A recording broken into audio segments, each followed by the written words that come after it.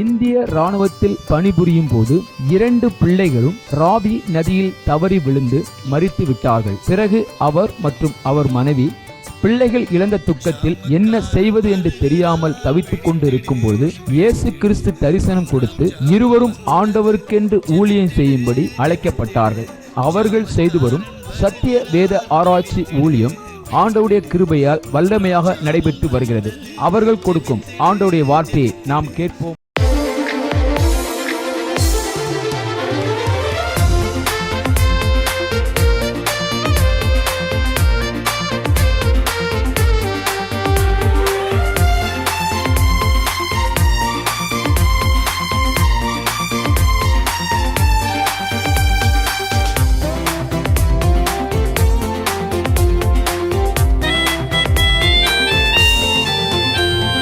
நன்றி நன்றி நன்றி இயேசு நன்மைகள் செய்தார். நன்றி நன்றி நன்றி நன்றி இயேசு நன்மைகள் செய்தார். நன்றி ஆபத்திலும் விபத்திலும் நித்தம் காத்தாரே. நன்றி ஆபத்திலும் விபத்திலும் நித்தம் காத்தாரே. நன்றி அழைத்தவர் உண்மையுள்ளவர், தேவன் அன்பாய் இருக்கிறார்.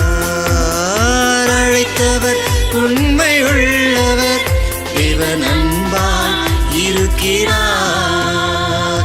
நன்றி நன்றி நன்றி இயேசு நன்மைகள் செய்தார். நன்றி நன்றி நன்றி நன்றி இயேசு நன்மைகள் செய்தார். நன்றி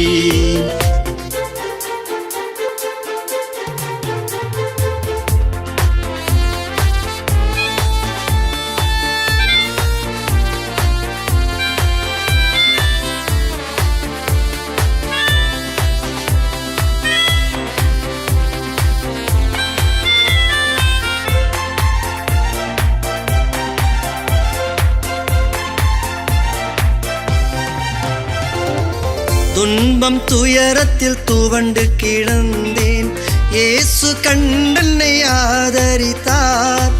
துன்பம் துயரத்தில் துவண்டு கிடந்தேன், இயேசு கண்டென்னை ஆதரித்தார்.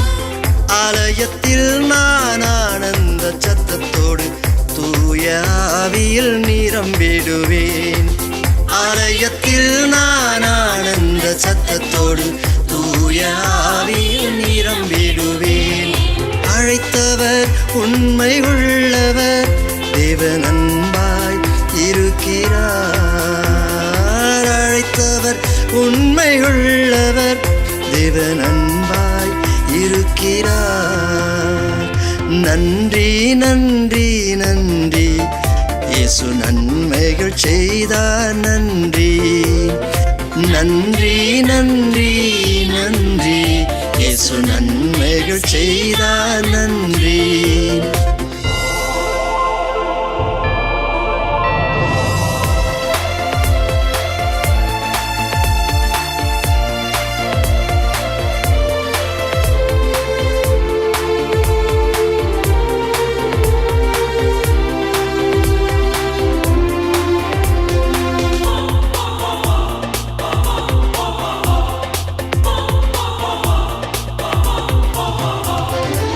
சத்தியத்தை நான் கேட்டதினால் விடுதலை வாழ்வில் அடைந்தேனே.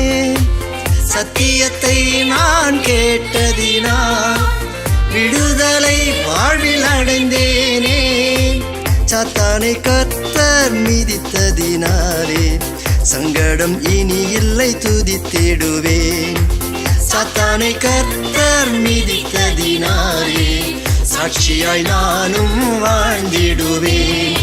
அழைத்தவர் உண்மை உள்ளவர், தேவன் அன்பாய் இருக்கிறார். அழைத்தவர் உண்மை உள்ளவர், தேவன் அன்பாய் இருக்கிறார். நன்றி நன்றி நன்றி இயேசு நன்மைகள் செய்தார். நன்றி நன்றி நன்றி நன்றி இயேசு நன்மைகள் செய்தார் நன்றி. ஆபத்திலும் விபத்திலும் நித்தம் காத்தாரே நன்றி. ஆபத்திலும் விபத்திலும் நித்தம் காத்தாரே நன்றி. அழைத்தவர் உண்மை உள்ளவர், தேவன் அன்பாய் இருக்கிறார். அழைத்தவர் உண்மை உள்ளவர், தேவன் அன்பாய் இருக்கிறார். நன்றி நன்றி நன்றி இயேசு நன்மைகள் செய்தார் நன்றி. நன்றி நன்றி நன்றி இயேசு நன்மைகள் செய்தார் நன்றி.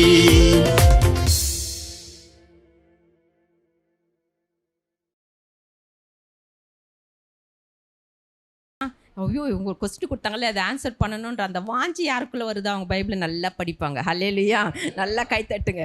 ஏன்னா நாங்கள் பைபிள் காலேஜ் படிக்கும்போது ஃபஸ்ட்டு நாங்கள் என்ன பண்ணுவோம், அந்த கரெக்டாக அதை கண்டுபிடிச்சி எத்தனை பேர் கொடுக்குறக்கு நைட்டு 1 மணி ஆனால் கூட தூங்கவே மாட்டோம். யாராச்சும் ஃபோன் பண்ணி ஐயா இது எப்படி வரணும், ஐயா இது எப்படி வரணும் கேட்டுகிட்டே இருப்போம். அவங்கள டிஸ்டர்ப் பண்ணிகிட்டே இருப்போம். ஏன்னா அவங்ககிட்ட எப்படியாச்சும் அந்த வார்த்தை என்ன பண்ணோம் வாங்கணும்னு அந்த வாஞ்சி எங்களுக்கு இருக்க வச்சு தான் இன்றைக்கி ஆண்டு இந்த இடத்துல எங்களை கொண்டு வந்திருக்கிறாரு. ஹல்லேலூயா. இங்கே வாஞ்சி உங்களுக்கு ஒவ்வொருக்குள்ளே வரணும். பைபிள்னாவே இது ஒரு பெரிய இன்ட்ரெஸ்ட்டு. நான் ஃபஸ்ட்டு நாங்கள் ஒரு வீட்டுக்கு ஜபத்துக்கு போயிருந்தோம், நானே எங்கள் ஹஸ்பண்டும். அப்போ நாங்கள் போயிருக்கும்போது அந்த வீட்டுக்குள்ளே நாங்கள் ஜோமணிக்கு சொல்ல அந்த வீட்டில் ஒரு சகோதரி நிறைய பேர் வந்தாங்க, ப்ரேயருக்கு வந்திருந்தாங்க. அதில் ஒரு சகோதரி சொல்கிறாங்க, பக்கத்தில் உட்காந்துங்க நான் எந்த வீட்டுக்கு போனோம் அந்த வீட்டுக்கார சகோதரிக்கிட்ட அந்த பக்கத்தில் இருக்கிற சகோதரி சொல்கிறாங்க, இந்த சகோதரியோட பைபிள் என்கிட்ட வந்துச்சேன்னா நான் கூட சர்ச்சுக்கு வருவேன் அப்படின்னாங்க. அல்லேலூயா.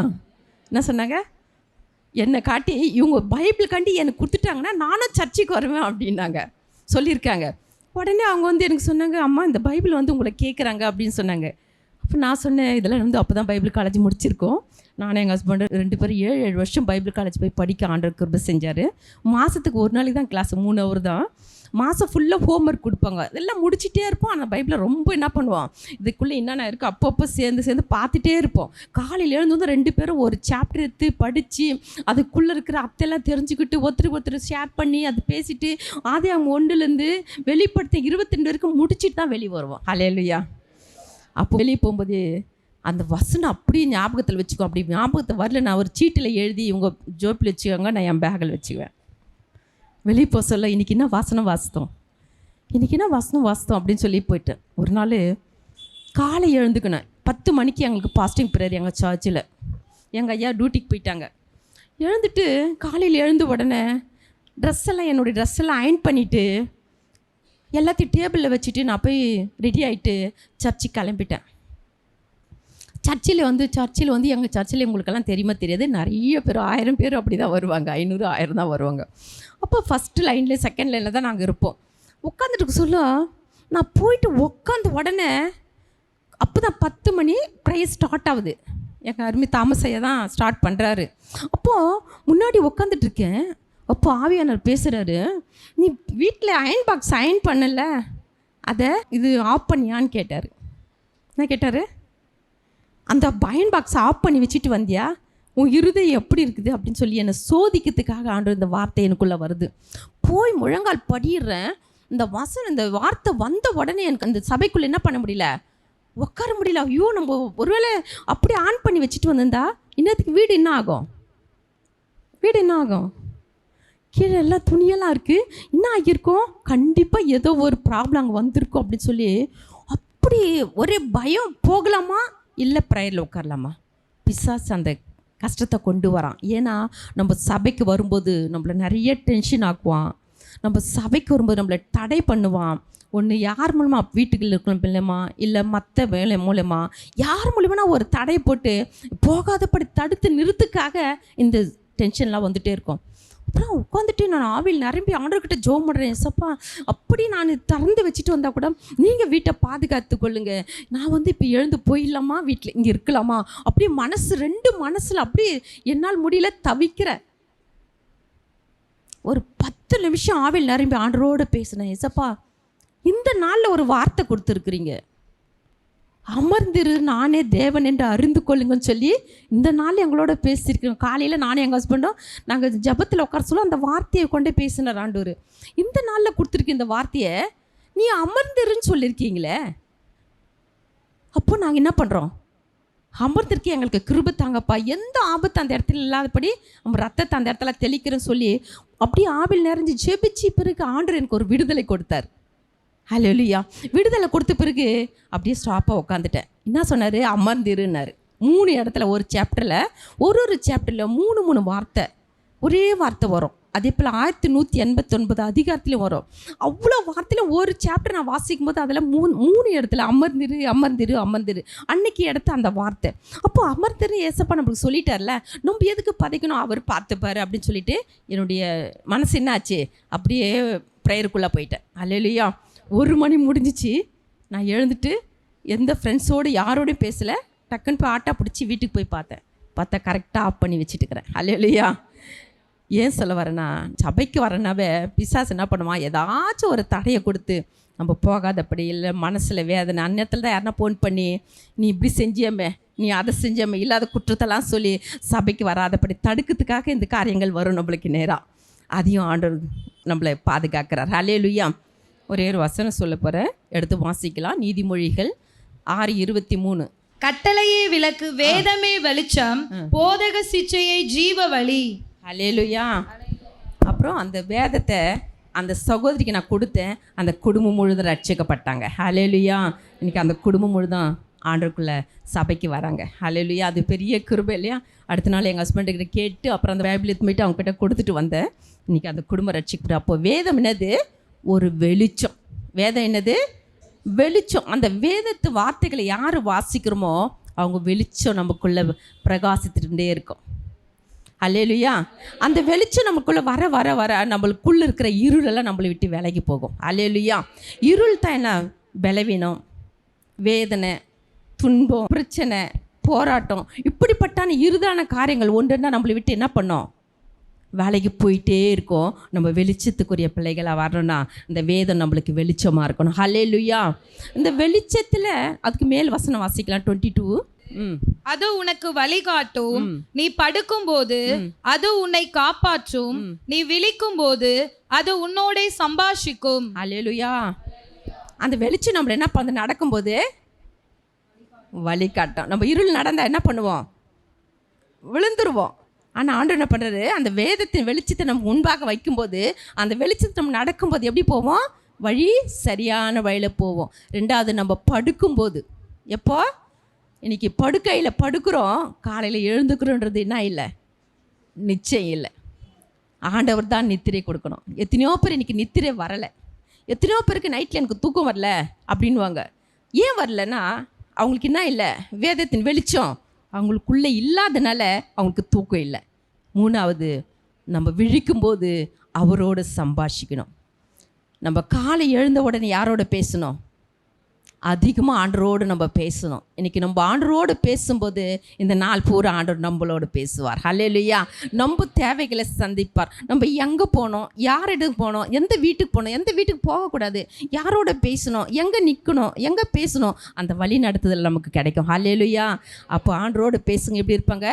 நடக்கும்போது அவங்களுக்கு என்ன பண்ணுவார்? வழி காட்டுவார். நம்ம படுக்கும்போது நம்மளை பாதுகாப்பார். நம்ம விழிக்கும்போது நம்மளோட பேசிக்கொண்டே இருப்பார். என் மகனே, என் மகளே, நீ இந்த வழியாக போ, அந்த வழி நீ போகாதன்னுவார். நீ இந்த வீட்டுக்கு போ, அந்த வீட்டுக்கு நீ போகாத. ஒரு தடையை கொடுப்பார் ஆவியானவர்.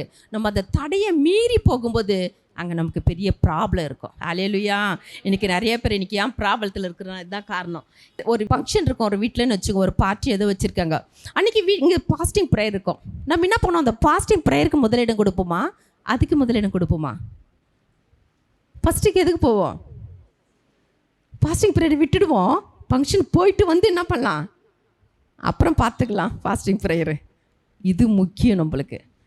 இந்த நாள் வரை எத்தனை ப்ரேயரு, எத்தனை எங்கே போனாலும் அதுக்கு போக ஆண்டவர் வழிவாசலை திறந்து கொடுக்குறாருன்னா அவருடைய கிருபை தான். ஹல்லேலூயா.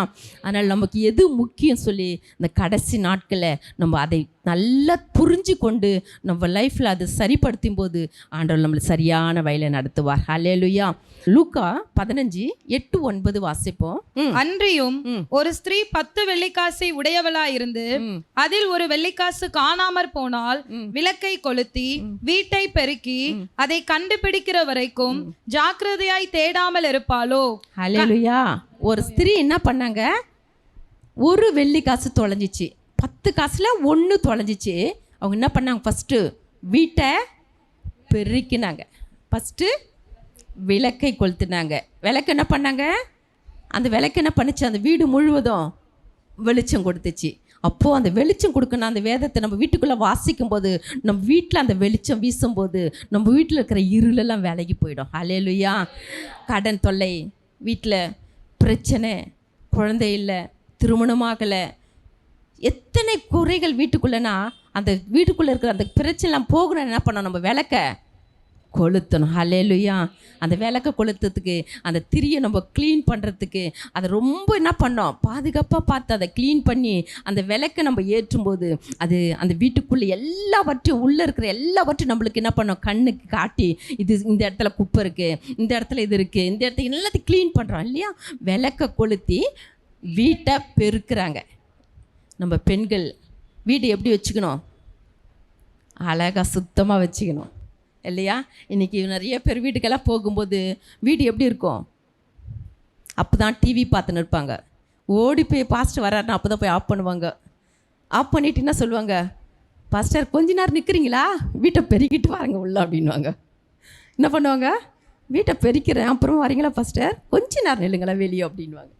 வீட்டை என்ன பண்ணணும், எப்பொழுதும் கரெக்டாக க்ளீனாக வச்சுக்கணும். வீட்டை பெருக்கி விளக்கை கொளுத்தி வீட்டை பெருக்கி அப்புறம் ஹல்லேலூயா.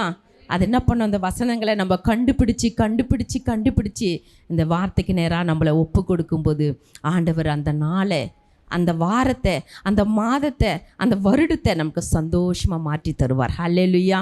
ஹல்லேலூயா. அந்த பாட்டு பாடி ஆண்டுக்கு சித்தமாது முடிக்க கிருபை செய்வாராக. அழகானவர், அருமையானவர், அந்த பாட்டு பாட போகிறோம். வாங்க, எல்லாருக்கும் தெரிஞ்ச பாட்டு தான்.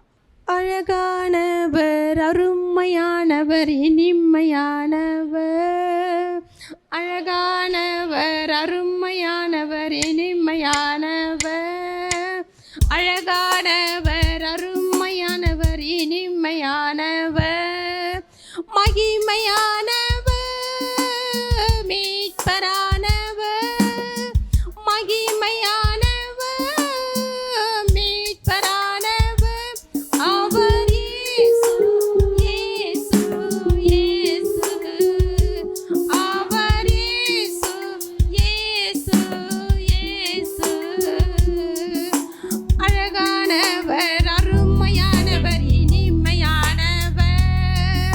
அழகானவர்,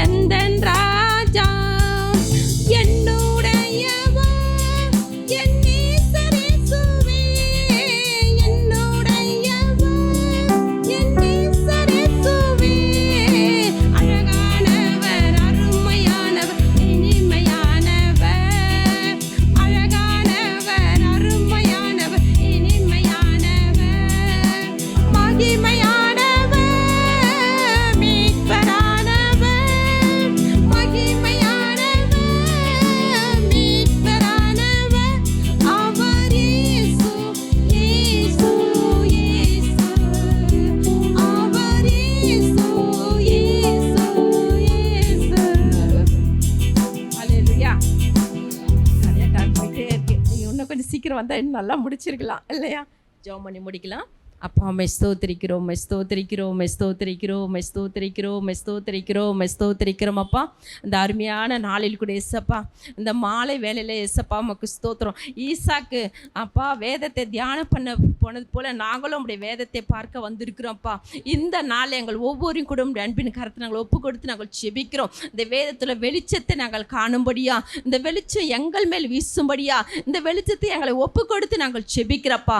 எங்களுக்குள்ள இருக்கிற இருள் விலகட்டும் சுவாமி. எங்களுக்குள்ள இருக்கிற இருளான காரியங்கள் அப்பா எந்த காரியமா இருந்தாலும் அது எங்களை விட்டு கடந்து போகும்படியா, வெளிச்சம் எங்கள் ஒவ்வொரு முகத்திலையும் பிரகாசிக்கும்படியா, எங்கள் இருதயத்திலே வீசும்படியா எங்கள் ஒவ்வொரு நாங்கள் ஒப்பு கொடுத்து நாங்கள் செபிக்கிறப்பா. உமக்கு ஸ்தோத்திரம் உமக்கு ஸ்தோத்திரம் உமக்கு ஸ்தோத்திரையா அப்பா. உமக்கு ஸ்தோத்திரங்கள் எதை குறித்தும் நாங்கள் கவலை இல்லாதபடி எல்லாவற்றையும் என்மேல் வைத்திருங்கள் சொன்னீங்களப்பா.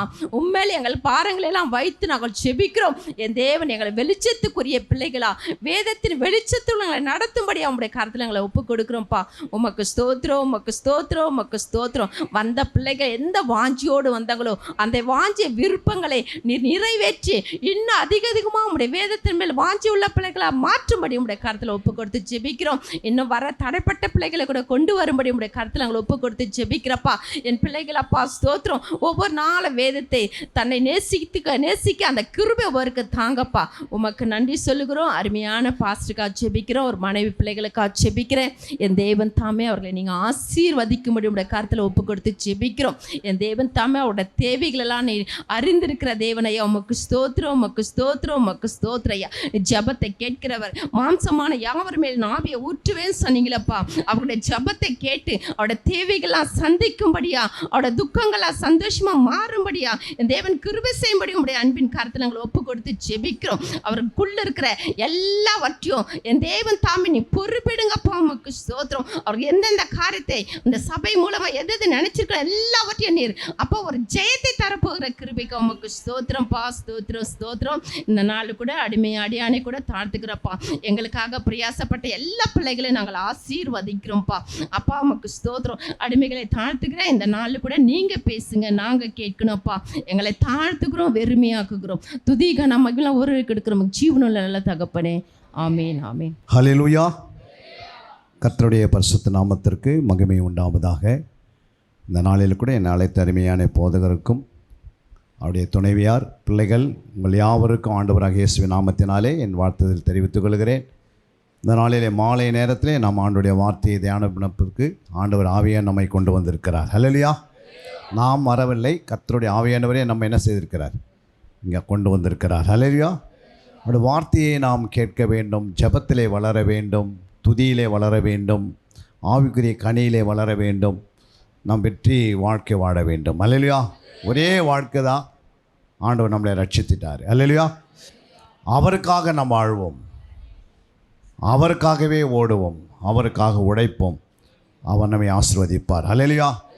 நீ ஆண்டவருக்காக நில்லுங்க, கர்த்தர் உங்களுடைய இடுக்கலிலிருந்து உங்களை விடுவிப்பார், நிந்தையிலிருந்து உன்னை விடுவிப்பார், எப்படியாப்பட்ட கஷ்டத்திலிருந்து உங்களை விடுவிப்பார். நீங்கள் ஆண்டவருக்காக நின்று பாருங்கள், ஒரு குறையில்லாதபடி உன்னை வழி நடத்துகிறதே. அதுவும் நம்ம கிருபையின் காலத்தில் உட்கார்ந்துருக்கிறோம். ஹல்லேலூயா. முழுமையான ஒரு ஆசீர்வாதத்தை பெற்றுக்கொள்வதற்கு ஆண்டவர் நம்மை என்ன செய்த, ரட்சித்து அவருடைய இரத்தத்தினால் நம்மை கழுவி நம்மளை மீட்டெடுத்தார். ஹல்லேலூயா. அவருடைய நாமத்துக்கு மகிமை உண்டாவதாக. கர்த்தருடைய ஆவியார் நம்மோடு இடைப்படணும். அவர் வார்த்தை கொண்டு தான் பேசுகிறவர். ஹல்லேலூயா.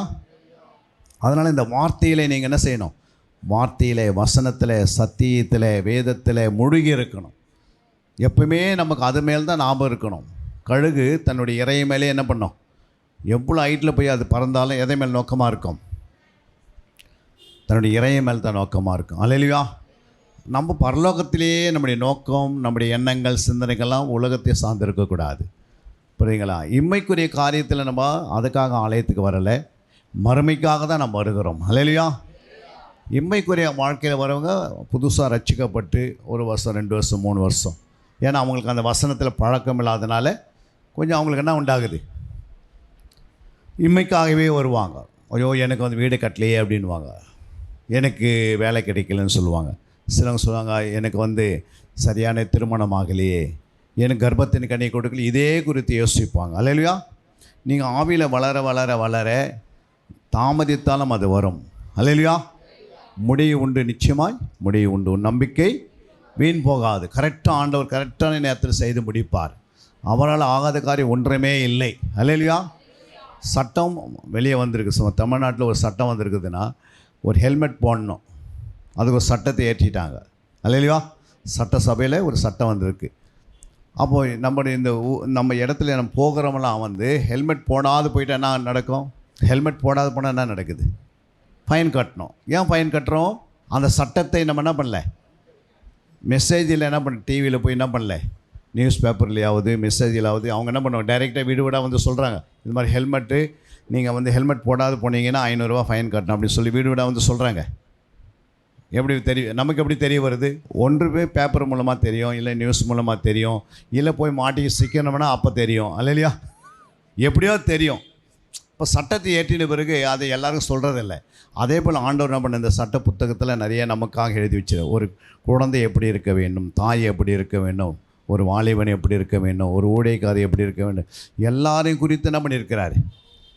ஒரு நீதிபதி எப்படி இருக்கணும், ஜனாதிபதி எப்படி இருக்கணும், அதிகாரிகள் எப்படி இருக்கணும். புரியுங்களா? ஆண்டவருக்கு கீழே தான் எல்லாமே வேலை செய்யணும். அவருக்கு மேலே கொஞ்சம் தன்னை மேட்டிமையாக பேசினாவே ஆண்டவர் உடனே அடிக்கிறாரு. அல்லையா? அதனால் அவர் என்ன செய்கிறதில்ல, அவர் மகிமையை யாருக்கும் கொடுக்கறதில்ல. அதனால தான் ஆண்டவர் மனுஷர்களுடைய குறித்து எல்லாரையும் ஆண்டவர் புரியும். அவர் எல்லாரையும் ஆராய்ந்து அறிஞ்சு வச்சிருக்கிறாரு. அல்லையா? அப்போ நம்ம சட்டத்தை கரெக்டாக அறிஞ்சோம்னா ஒரு மனைவி எப்படி இருக்கணும். அப்போ இந்த வேதத்தில் போய் மனைவி குறித்து நல்லா வாசித்து பார்க்கணும். நீங்கள் மனைவி போஸ்ட் உங்களுக்குள்ளே இருந்தால் மனைவின் பேர் வந்துட்டாவே என்ன செய்திருக்கணும், எனக்காக ஆண்டவர் என்ன எழுதி வச்சிருக்கிறாரு, புருஷனுக்கு என்னென்ன வார்த்தைகள் எழுதி வச்சிருக்கிறாரு, பிள்ளைகளுக்காக என்ன, எப்படி பிள்ளைகளை வளர்த்து ஏற்பணும். அல்லேலூயா. எப்படி ஒரு தகப்பன் இருக்கணும், தாய் எப்படி, இந்த வேதத்தை வசனத்தை உள்ளே போய் நீங்கள் பார்க்கலன்னா உங்களுக்கு விடுதலையே கிடையாது. அல்லேலூயா. அதனால தான் வேத புத்தகம் எதுக்காகனா, எந்தெந்த லெவலுக்கு நீ வளர்ந்து வரீங்களோ அதுக்கேற்ற வார்த்தை இதுக்குள்ளே இருக்கிறது. ஏன் ஆசீர்வாதம் கிடைக்கல, போய் ஆராய்ந்து பார்க்கணும். அல்லேலூயா. வேத வாக்கியங்கள் ஆராய்ந்து பார்க்கும்போது நித்திய ஜீவன். அல்லேலூயா. அப்போ நீங்கள் வேதத்தை ஆராய்ந்து பார்க்கும்போது உங்களுடைய தேவைகள் எல்லாம் அதுக்குள்ளே உட்காந்துருக்கும். உங்களுடைய வியாபாரம் ஏன் வளர்ச்சி அடையலை, அப்போ அது ஏன் வளரலன்னு நீங்கள் வேதத்துக்குள்ளே பார்க்கணும். முழு வேதத்தை 1189 அதிகாரங்களை இந்த 66 புத்தகத்தை என்ன செய்ய முடியாது, ஒரு மேய்ப்பர் போதிக்க முடியாது. அவருக்கு 50 வருஷம் சபையில் போதித்த விட முடியுமா? இதை எவ்வளோ வார்த்தை இருக்குது. அதனால தான் ஆண்டு சொல்கிறாரு, மந்தைகள் என்ன பண்ணோம், அனுதினம் ஒரு அதிகாரத்தை எடுத்திங்கன்னா ஒரு 3 வருஷத்துக்குள்ளே ஒரு பைபிளை முடிக்கலாம். புரியுங்களா? ஒரு 10 வருஷம் நீங்கள் ஆலயத்தில் உட்காந்துருக்கிறீங்கன்னா 3 முறை வேதத்தை என்ன செய்திருக்கலாம், வாசிக்கலாம், தேடி இருக்கலாம், தியானித்து இருக்கலாம். இது உன்னை வழிநடத்தும். இது ஏன்னா உன் இருதயத்தில் தான் ஆண்டு பேசுவார். உன் இருதயத்தில் இல்லைன்னா யார் பேசுவாங்க? வேதம் நம்ம கையில் இல்லைன்னா தூதர்கள் வந்து பேசுவாங்க. பேசுவாங்களே, பேச மாட்டாங்களே. புரியுங்களா? வேதம் நமக்குள்ளனா ஆண்டவர் டைரெக்டாக பேசுவார். அல்லேலூயா. ஆனால் வேதத்தை எழுதி கையில் கொடுத்துட்டாரு. ஒரு மனுஷனுடைய ஆயுசு நாட்கள் எத்தனை வருஷம்னு இதில் இருக்குது. அல்லேலூயா. அப்போ இது கொஞ்சம் நம்ம தெரியாத என்ன ஆகும், 40 வருஷத்துலேயே அப்படியே கலங்கும், அப்படியே மனசு உண்டாகும். ஒரு சத்துருமான்னு மனசு வரும். அல்லேலூயா. அப்போ ஆண்டவர் எழுதி வைத்ததில் எதுக்காக, யாருக்காக? இந்த மக்களுக்காக எழுதினார். அவருடைய பிள்ளைகளுக்காக எழுதி வைத்திருக்கிறார். எல்லாமே பிள்ளைங்க தான். அந்த உலகத்தில் ரட்சிக்கப்பட்டவங்க அவர் பிள்ளைங்க தான், ரட்சிக்கப்படாத அவங்க பிள்ளைங்க தான். புரியுங்களா? ஒரு பக்கம் தேவனுடைய ஆவி வேலை செய்கிறது, ஒரு பக்கம் பிசாசன் ஆவி வேலை செய்து, இன்னொரு பக்கம் மனுஷன் நடுவில் சரீரத்தில் ஓடிக்கினே இருக்கிறோம். மனுஷனுக்குள்ளே வந்து பிசாசு யாருன்னு நம்ம அறியாத இருந்தால் பிசாசு நம்மளை தாக்கிடுறான். அல்லேலூயா. ஒரு ஜெபம் பண்ணல, அதிகாலை எழுந்து நான் காலையில் எழுந்து நம்ம ஜெபிக்க வேண்டிய நேரத்தில் 4 மணிக்கு நீங்கள் எழுந்திரிச்சோம்னா தேவனுடைய கிருபை என்ன பண்ணுது, நம்ம மேலே வந்து இறங்குறது. அல்லையா? 5 மணிக்கு ஜெபம் பண்ணால் கர்த்தருடைய ஆசீர்வாதம் வந்து இறங்குறது. 6 மணிக்கு நீங்கள் இறங்கினா அற்புதம் வந்து இறங்குறது. அதுக்கு மேலே நீங்கள் ஜெபம் பண்ணால் எதுவும் நடக்குமா சொல்லுங்கள்? அப்போது ஒரு தேவனுடைய பிள்ளைகள் அதிகாலை 4 மணிக்கு எழுந்து என்ன பண்ணியிருக்கணும், தன்னுடைய கிருபையை பெற்றுக்கொள்ள வேண்டும். அல்லையா? நடு ராத்திரி கரெக்டாக 12 மணிக்கு எழுந்து ஜெபம் பண்ணுவோம். அந்த 12 மணிக்கு கிருபையும் பெற்றுக்கொள்கிறோம், ஆசீர்வாதத்தையும் பெற்றுக்கொள்கிறோம், அற்புதமும் பெற்றுக்கொள்கிறோம், அது இல்லாத பல விதமான ஆசீர்வாதம் பெற்றுக்கொள்கிறோம். அல்லையா? ஏன் அப்படின்னா மனவாட்டிகள் நடு ராத்திரி வரைக்கும் என்ன பண்ணியிருக்கணும், ஜெபிக்கணும். அல்லையா? தூங்கி என்ன பண்ண போகிறோம், நம்ம சரீரத்தில் அதிகமாக தூங்கி என்ன பண்ண போகிறோம்? ஒரு 60 வயசு ஒருத்தர் வாழறாங்கன்னா 20 வருஷம் தூக்கத்தில் இருக்கிறாங்க. 20 வருஷம் தூக்கத்துக்கே நம்ம கொடுத்துட்றோம். அல்லையா? ஆண்டவராக இயேசு கிறிஸ்து மனுஸ்வரூபத்தில் தான் வந்தார். அவர் எப்படின்னா தூங்கினாரா சொல்லுங்கம்மா? பகலெல்லாம் என்ன பண்ணார், ஊழியம் செய்தார். இரவெல்லாம் ஜெபம் பண்ணினார். அவரும் மனுஷகுமாரனாக தான் இருந்தார்.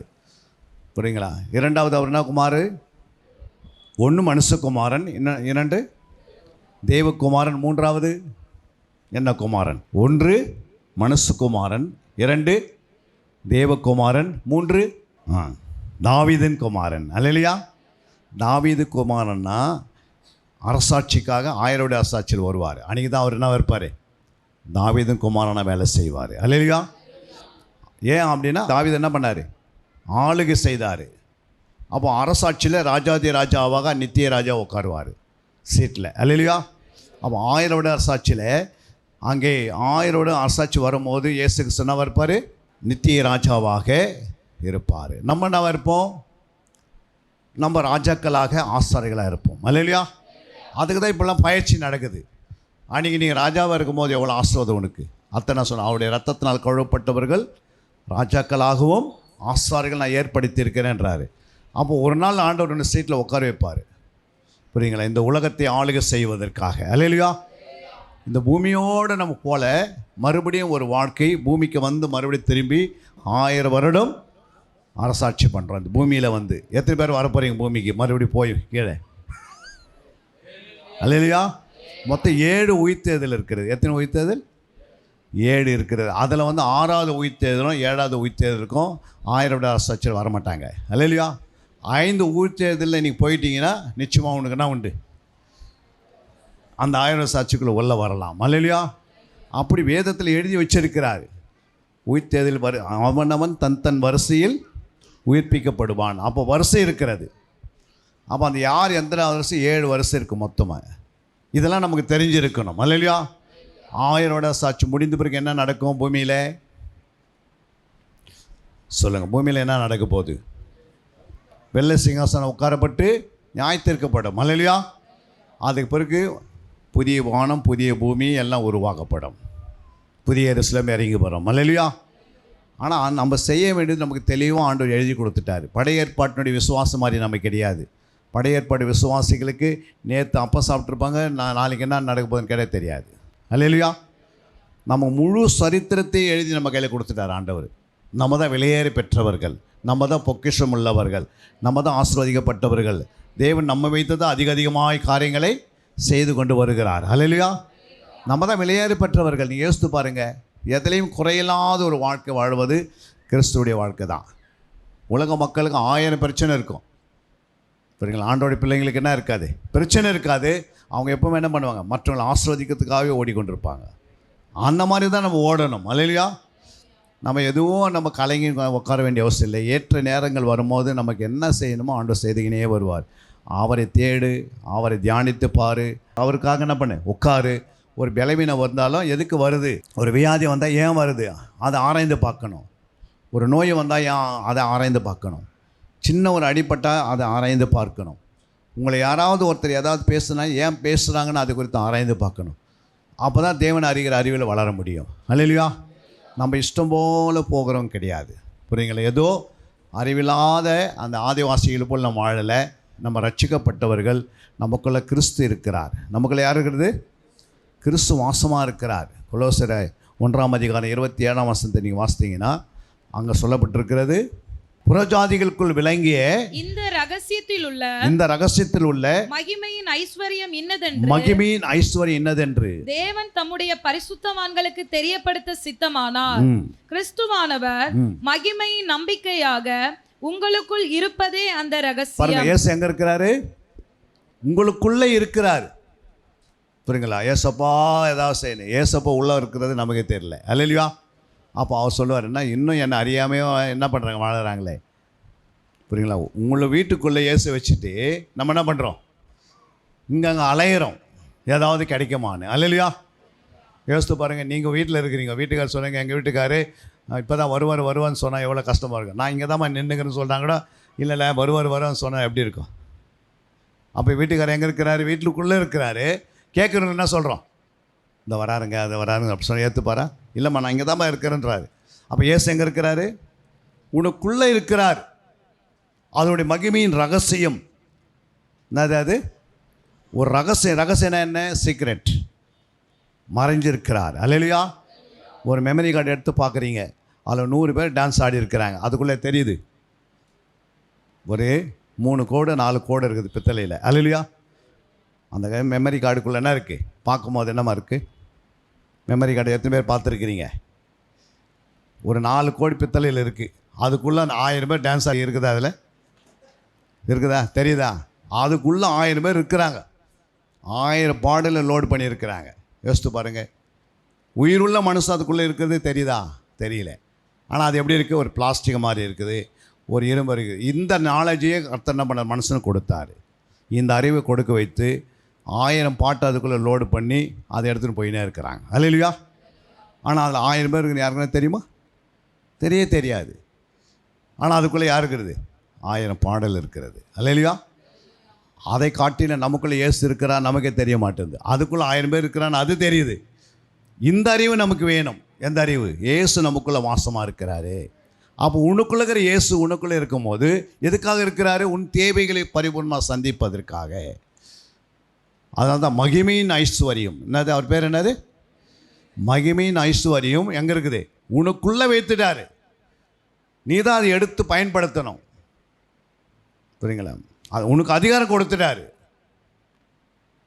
யோவான் 1:12 அவருடைய நாமத்தின் மேல் விசுவாசம் உள்ளவர்களாய் அவரை ஏற்றுக்கொண்டவர்கள் எத்தனை பேர்களோ அத்தனை பேர்களும் தேவனுடைய பிள்ளைகளாகும்படி அவர்களுக்கு அதிகாரம் கொடுத்தார். பாருங்க, நம்மள என்ன கொடுத்துட்டாரு ஆண்டவரு?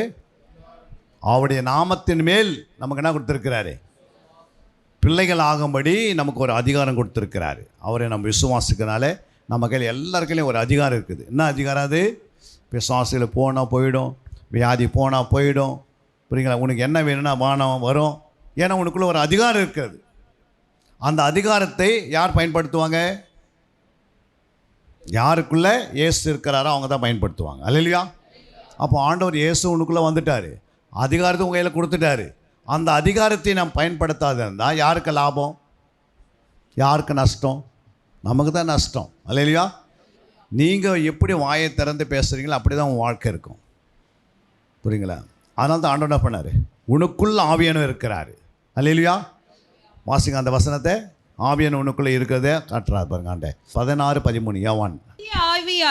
சத்திய ஆவியாகிய அவர் வரும்போது சகல சத்தியத்துக்குள்ளும் உங்களை நடத்துவார். அவர் தம்முடைய சுயமாய் பேசாமல் கேள்விப்பட்டவைகள் யாவையும் சொல்லி வரப்போகிற காரியங்களை உங்களுக்கு அறிவிப்பார். அப்ப சத்திய ஆவியாகிய அவர் வரும்போது, அப்ப சத்திய ஆவி அப்படின்னு சொல்ல, சத்திய ஆவியாகிய அவர்னா கனத்துக்குரியவர், மகிமைக்குரியவர். புரியுங்களா? அவர் எங்கே வருவார்? உனக்குள்ளே வருவார். அல்லேலூயா. சத்திய ஆவியாகிய அவர் வரும்போது என்ன செய்வாரா? சகல சத்தியத்துக்குள்ள உன்னை நடத்துவார். அல்லேலூயா. அப்போ சகல சத்தியனா என்ன? இது சத்திய புத்தகம். இதுக்கு மேலே எங்கன்னா சத்தியம் இருக்கா? ஆண்டவராக இயேசு கிறிஸ்து 3 வருஷம் பேசினார். பூமி கொள்ளாதுன்றாரு. என்னது? அவ்வளோ ஒரு பைபிளை உருவாக்கி இருக்கணும். கிட்டத்தட்ட ஒரு லாரி ஒரு 80 டன் ஏற்றின்னு போதுன்னா 80 டன்னுடைய பைபிள் மாதிரி இருக்கணும். அவர் பேசின வார்த்தைகள் அற்புதம்லாம். ஆனால் என்ன பண்ணிட்டாங்க? சின்ன பைபிளை எழுதி நம்ம கையில் கொடுத்துருக்கிறாரு. அல்லேலூயா. அப்போ அந்த வார்த்தையில் எங்கே இருக்குது? பேசுறது அப்படியே காற்றில் தான் இருக்கிறது. அல்லேலூயா. ஆண்டவர் எவ்வளோ வார்த்தை பேசினார் எங்கே இருக்குதுன்னா காற்றுக்குள்ளே தான் இருக்கிறது. புரியுங்களா? ஒரு திருண்டு போனவர் வீட்டில் ஒரு நாய் வந்து என்ன பண்ணுது, ஒரு மாதம் ஆன பிறகு நாய் கண்டுபிடிக்குது. எப்படி கண்டுபிடிக்கும்? அங்கன்னா விட்டு போனாங்க, பேச்சு எதனா கண்டுபிடிக்குதா? நாய் என்ன தான் கண்டுபிடிச்சிது. அந்த இடத்துல 1000 பேர் வந்துன்னு போயிருக்கிறாங்க. ஆனால் 1000 பேர் வந்து போனாலும் கரெக்டாக அந்த ஆளை மட்டும் கண்டுபிடிக்குது. எப்படி கண்டுபிடிக்குது? ஒவ்வொரு வேர்வை வாசனை வித்தியாசமாக இருக்கும் பாடியில். அல்லேலூயா.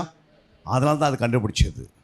அப்போ ஒரு வேர்வை வாசனையே அழிய மாட்டேங்குதுன்னா ஆண்டவர் பேசின வார்த்தை அழியுமா? அதிலிருந்து அந்த சத்தியத்தை கூட உனக்கு தேவைப்பட்டால் போதிப்பார். இந்த சத்தியம் அந்த சத்தியம். அல்லேலூயா. சகல சத்தியம் சொல்கிறார். சகல சத்தியத்துக்குள்ள ஒன்று என்ன பண்ணுவார்? வழி நடத்துவார். அல்லேலூயா. அப்போ அதிலிருந்து உனக்கு எதனா டவுட் இருந்தால், இதில் டவுட் இருக்குது அப்படின்னா அதிலேருந்து எடுத்து கொடுப்பாரு. இன்னும் உங்களுக்கு ஆண்டவர் எங்கேருந்து கொடுப்பாரு? வேறு எங்கேருந்து கொடுப்பாரு? பரலோகத்தில் நித்திய வேதம் இருக்கிற நித்திய பைபிள். அல்லேலூயா. அங்கேருந்து கூட கொண்டு வந்து என்ன பண்ணுவார்? உனக்கு உதவி செய்வார். ஏன்னா இந்த பூமி எப்படி உண்டாகப்பட்டது, இந்த வானம் எப்படி உண்டாகப்பட்டது, மக்கள் எப்படி உண்டாகப்பட்டாங்க, மிருகங்கள் எப்படி உண்டாகப்பட்டது, புரியுங்களா? இன்றைக்கி இருக்கிற எல்லா டெக்னாலஜி எப்படி உண்டாகப்பட்டது, எல்லாமே பைபிள் இருக்கிறது. எதுவுமே பைபிள் விடலை ஆண்டவர். அல்லேலூயா. வார்த்தை நிறைவேறும் போது இந்த பூமிக்கு நாட்கள் குறிச்சிருக்கிறார். கரெக்டான நாட்கள் 4000 வருஷம் முடியும் போது இயேசு என்ன பண்ணிட்டார்? பழைய ஏற்பாட்டில் 4000 வருடம் முடியும் போது இயேசு கிறிஸ்து வந்துட்டார். கரெக்டாக வந்தார் இல்லைங்களா? அவர் வந்து பிறந்த பிறகு கிமுன்னு எழுதப்படுகிறது. இன்றைக்கி உன்னுடைய டேட் ஆஃப் பர்த் என்னென்னா அந்த கிபி சொல்லாமே நமக்கு என்ன பண்ண டேட் ஆஃப் பர்த் இருக்காது. அல்லேலூயா. என் 1964 என்னுடைய டேட் ஆஃப் பர்த் சொல்கிறேன்னா அப்போ கிபின்னு சொல்லி தான் நான் எழுதுகிறேன் அதில், கிறிஸ்துக்கு பின். அல்லேலூயா. அப்போ இயேசு கிறிஸ்து கரெக்டாக என்ன பண்ணுவார்? 2000 வருஷம் முடியும் போது ஒரு வாரம் வரமாட்டாரா? வருவார். இன்னும் 2000 வருஷம் முடியறதுக்கு எத்தனை நாட்கள் இருக்குது? இன்னும் 8 வருஷம் தான் இருக்குது. எத்தனை வருஷம்? 8 வருஷம் இருக்குது. இன்றைக்கி 2025. இதில் 8 வருஷம் கூட்டினா எவ்வளோ வரும்? 2033. ஃபஸ்ட்டு நூற்றாண்டில் அவர் 33 சிலுவையில் மரித்து உயிர்த்தெழுந்து என்ன பண்ணுறாரு? 40 நாள் இருந்துட்டு பரலோகம் போயிட்டார். அல்லேலூயா. நான் சரியாக நேரத்தில் வரும்னு சொல்லியிருக்கிறாரு. அப்போ 2000 வருஷம் முடிவு போகிறது. இன்னும் எவ்வளோ நாள் அவர் தாமதிப்பார்? தாமதம் பண்ணால் உனக்கு ஜபம் வளர்ந்துக்கினே இருந்தால் தான் தாமதம் பண்ணுவார். யாருமே ஜெபம் பண்ணல அப்படின்னா என்ன பண்ணுவார்? எந்த ஆத்துமாக்காக நீ ஜெபம் பண்ணல அப்படின்னா அவருடைய வருகை மிக சீக்கிரமாக இருக்கும். புரியுங்களா? அதனால தான் உன் ஜபத்தினுடைய அளவுகள் பெருக பெருக அவரை கொஞ்சம் தாமதிப்பார். தெரிந்து கொள்ளப்பட்ட நிமித்தம் தாமதித்து அவர் லேட்டாக வருவார். அல்லேலூயா. ஆனால் 2000 வருஷம் முடியும் போது மனுஷனுக்கு ஆண்டு கொடுத்த 6000 வருஷம் முடிந்தது. 6000 வருஷம் முடிந்த பிறகு 7வது 1000 வருஷம் இது பாரு. அந்த 1000 வருஷம் ஆட்சிக்காக தேவன் நம்மளே அழைத்து கொண்டு வருவார். அல்லேலூயா. அப்போ ஆண்டவர் இதெல்லாம் எழுதி வச்சுட்டாரு. எதுவும் மறைமுகமாக எதுவுமே கிடையாது. மறைவானது எதுவுமே என்ன பண்ணல. யாருக்கு மறைவானதெல்லாம்? நீதிமான்களுக்கு, உண்மை உள்ளவனுக்கு, தேவனுக்கு பயந்தவனுக்கு, ஊழியர்களுக்கு தேவன் தன்னை எதை காரியத்தை என்ன பண்ண விட்டார்? மறைக்க மாட்டார். மறைப்பாரா? மறைக்கவே மாட்டார். நாளைக்கு என்ன நடக்குதுன்னு உனக்கு இன்றைக்கி நைட்டு தரிசனில் காட்டுவார். அல்லேலூயா. ஏன்னா ஆண்டவர் நமக்குள்ளே இருக்கிறார். அதனால் அவர் அறிகிற அறிவில் நீங்கள் வளரணும். ஏதோ வந்து போகிறதுக்காக வரல. தேவனுடைய ஆலயத்துக்கு வருவர்கள் என்ன பண்ணுவாங்க? புதிய பலனோடு போகணும். அல்லேலூயா. புதிய ஆசீர்வாதத்தினால நம்ம ஒவ்வொரு நிமிடம் ஒரு ஆசீர்வாதத்தை பெறணும். புரியுங்களா? எத்தனை விதமான ஆசீர்வாதம் இருந்தாலும் எல்லாவற்றையும் யாருக்காக? கர்த்தருடைய பிள்ளைகளுக்காக கொடுத்துருக்கிறார். அல்லேலூயா. கிறிஸ்துவின் ஆசீர்வாதம் நமக்கு கொடுத்துருக்கிறனால அதை பெற்றுக்கொண்டு போகணும். அதுக்காக தான் நம்ம ஆலயத்துக்கு வருகிறோம். அது ஆவிக்குரிய ஆசீர்வாதமாக இருக்கலாம், சரீர ஆசீர்வாதமாக இருக்கலாம், நித்திய ஆசீர்வாதமாக இருக்கலாம். அப்போ பரிசுத்த ஆவியினிடத்தில் வரும்போது அவர் சகல சத்தியத்துக்குள்ளேயும் நடத்துவார். அவர் சுயமாக என்ன பண்ண மாட்டார்? பேச மாட்டார். கேள்விப்பட்டவைகளை யாவை என்ன பண்ணுவார்? நமக்கு சொல்லி. அப்போ என்ன கேள்விப்பட்டார்? கிறிஸ்துவினத்தை என்ன கேள்விப்பட்டார்? அப்படி தானே போட்டிருக்கு. இயேசுவினத்தை என்ன கேள்விப்பட்டார்? பாருங்கள் அந்த வசனத்தை 16, 13 பாருங்கள். அவர் தமது சுயமாய் பேசாமல் கேள்விப்பட்ட யாவையும் சொல்லி வரப்போகிற காரியங்களை, என்னென்ன வரப்போகிற காரியங்களை, என்னென்ன வரப்போகிறது நாட்டில் எல்லாத்தையும் நம்ம யாருக்கு வெளிப்படுத்துவார்? உனக்குள்ளுக்கிற ஆவியான உனக்குள்ள வெளிப்படுத்துவார். அல்லேலூயா. உனக்குள்ள ஆவியானுக்கிற என்ன நடக்க போகுதுன்னு, உனக்கு என்ன நடக்க போகுது உனக்கு காட்டுவார். புரியுங்களா? நாளைக்கு என்ன நடக்க போகுது? புரியுங்களா? நம்ம எப்படி அந்த மாதிரி போகலை, குருடர்களாக இல்லை நம்ம. அல்லேலூயா. நாளைக்கு என்ன நடக்க போகுதுன்னு கூட என்ன பண்ணுவார்? ஆவியானவர் காட்டுவார். அல்லேலூயா. அவர் தான் நம்மை பலப்படுத்துகிறவர். புரியுங்களா? ஆண்டோடைய ஆவியானுடைய பலன் நம்ம மேலே இறங்கி வரும்போது நம்ம என்ன செய்வோம்? சாட்சியாக ஜீவிப்போம். அப்போஸ்தலர் 1:8 வாசிக்கிறோம், பரிசுத்த ஆவி உன்னிடத்தில் வரும்போது நீங்கள் பலன் அடைந்து எருசலேம்னா எதை குறிக்கிறது? எருசலேம்னா உன் தனிப்பட்ட வாழ்க்கை, உன் குடும்ப வாழ்க்கை. புரியுங்களா? அதுதான் எருசலேம் உனக்கு. அல்லேலூயா. அப்போ பரிசுத்த ஆவி உங்களிடத்தில் வந்தால் நீங்கள் எருசலேமிலும், யூதானா என்ன? சொந்த பந்தங்களாம் யார்? யூதாவில் இருக்கிறாங்க. அடுத்தது அப்படின்னா ரட்சிக்கப்படாத மக்களுக்கு மத்தியில் இந்த பூமியில நீங்க எங்கெல்லாம் போறியோ அவங்களாம் யாரு? சமாரியார்கள். அடுத்தது பூமியின் கடைசி பரியந்தம். அப்போ பூமியின் கடைசி பரியந்தம் எதை குறிக்கிறது? இந்த நாட்டை விட்டு நீ வெளிநாட்டுக்கு போகும்போது எதை குறிக்கிறது? எல்லாம் எதை குறிக்கிறது? அவங்க மத்தியில் நீ சாட்சியா இருக்கணும். சுவாசிங்க. எனக்கு சாட்சிகளாய் இருப்பீர்கள். பாருங்க, சாட்சிகளாய் இருப்பீர்கள். சாட்சி கொடுப்பீர்கள்னு சொல்ல, சாட்சிகளை இருப்பீர்கள் வேற, சாட்சி கொடுக்கறது வேற. அல்லேலூயா. அப்போ சாட்சிகளாய் இருப்பன எப்படி இருக்கணும்? 16, 17 வாசிக்கலாம். தொடர்ந்து வந்து இந்த மனுஷர் உன்னதமான தேவனுடைய ஊழியக்காரர், ரட்சிப்பின் வழியை நமக்கு அறிவிக்கிறவர்கள் என்று சத்தமிட்டார். யாரு? ஒரு குறி சொல்ற ஆவி என்ன சொல்லுது? இந்த மனுஷர் உன்னதமான தேவனுடைய ஊழியக்காரன் ரட்சிப்பின் வழியை நமக்கு அறிவிக்கிறவர்கள் என்று சத்தமிட்டார். அதுவே சேர்த்து அதுக்கும் சொல்லுது. அந்த குறி சொல்ற ஆவியே சொல்லுது. என்ன சொல்லுது? ரட்சிப்பின் வழியை. அப்புறம் ரட்சிப்பு யாரு? இயேசுதான் ரட்சகர். ரட்சகரை குறித்து சொல்ல இவங்க உன்னதமான ஊழியக்காரர்களாக இருக்கிறாங்க அப்படின்னு யார் சொல்கிறது? ஒரு குறி சொல்கிற ஆவி சொல்லுது. அல்லேலூயா. அதே ஆவி நம்ம போய் பார்த்தோம்னா எனக்கு நாளைக்கு என்ன நடக்கும் நம்ம கேட்டு உட்காந்துருப்போம். அல்லேலூயா. எனக்கு ஏதாவது நடக்குமா நீ சொல்லுங்கள் அப்படின்னு நம்ம அதுக்கிட்ட கேட்டு உட்காந்துருப்போம். ஆனால் அங்கே பாருங்கள், அந்த குறி சொல்கிற ஆவி அந்த ஊருக்குள்ளே இவங்க நுழைஞ்ச பிறகு சொல்லுது, உன்னதமான தேவனுடைய ஊழியக்காரர்கள் ரட்சிப்பின் வழியை நமக்கு அறிவிக்கும்படி என்ன செய்தார்? சத்தமிட்டால். புரியுதுங்களா?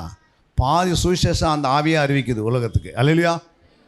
அந்த மாதிரி நம்ம இருக்கணும். நம்ம சாட்சின்னு வாழ்ந்தால் தான் பிசாசை நம்மளை பார்த்து என்ன சொல்லும். நாங்கள் மியான்மருக்கு போய் இருக்கும் போது ஒரு அம்மா உடனே ஃபோன் பண்ணி ஒரு ஆவி துரத்துறாங்க, அது போகவே மாட்டேங்குது. இந்தியாவில் இருக்கிறாங்க, நான் மியான்மரில் இருக்கிறேன். 10 மணிக்கு ஃபோன் பண்ணுறேன், 11 மணிக்கு நைட்டு.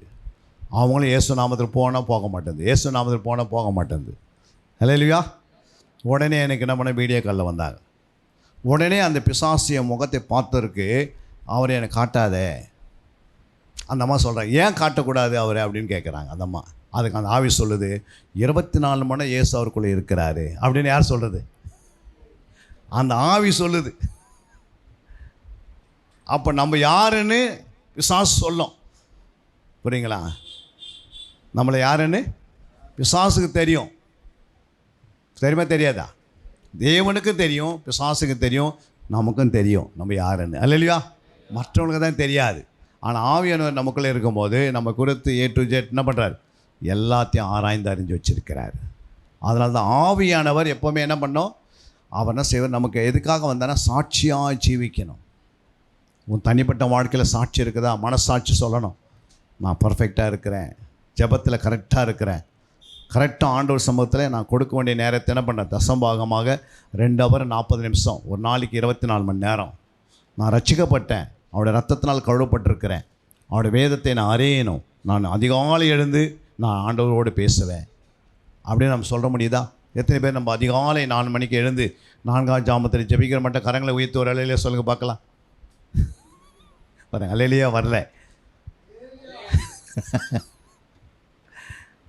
அதெல்லாம் நீங்கள் ஆண்டவரோடு பேசணும். யாரோட பேசணுமோ இல்லையோ. அதனால தான் ஆண்டு சொன்னார், மத்தேயு 10ஆம் அதிகாரம் 37ஆம் வசனம், தகப்பனையாவது தாயாவது என்னிலும் அதிகமாய் நேசிக்கிறவன் எனக்கு பாத்திரன் அல்ல. அப்ப என்ன செய்யக்கூடாது? தகப்பனையாவது தாயாவது அப்புறம் மகனையாவது மகளையாவது என்னிலும் அதிகமாக என்ன பண்ணக்கூடாது? அவரையும் அதிகமாக என்ன பண்ணக்கூடாது? நேசிக்கக்கூடாது. அல்லேலூயா.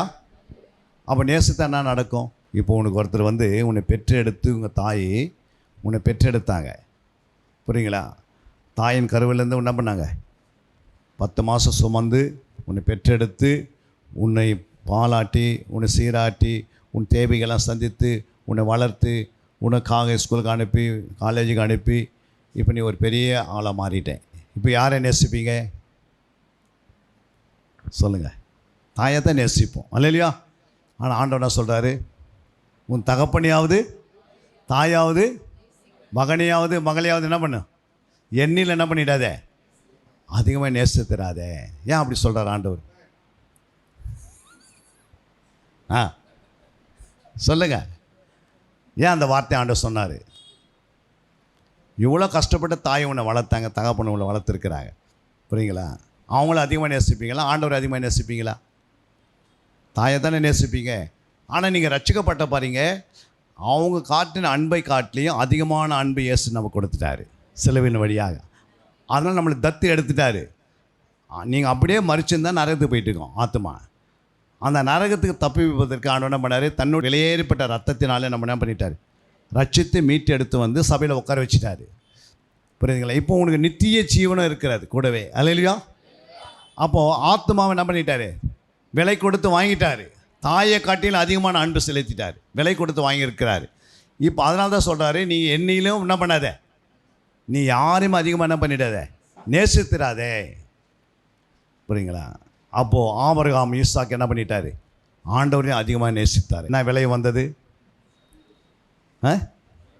பலி கொடு.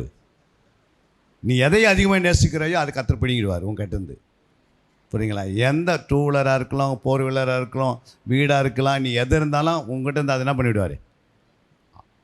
எப்போ வந்து ஒருத்தர் நீ விலை கொடுத்து ஒரு எஜமானுக்கிட்ட நீ இருக்கிறன்னா, அந்த எஜமான் சொன்னதெல்லாம் நீ செய்யாமல் வேறு எதுவாவது செய்துன்னு இருந்தேன்னா உனக்கு அதில் என்ன வரும்?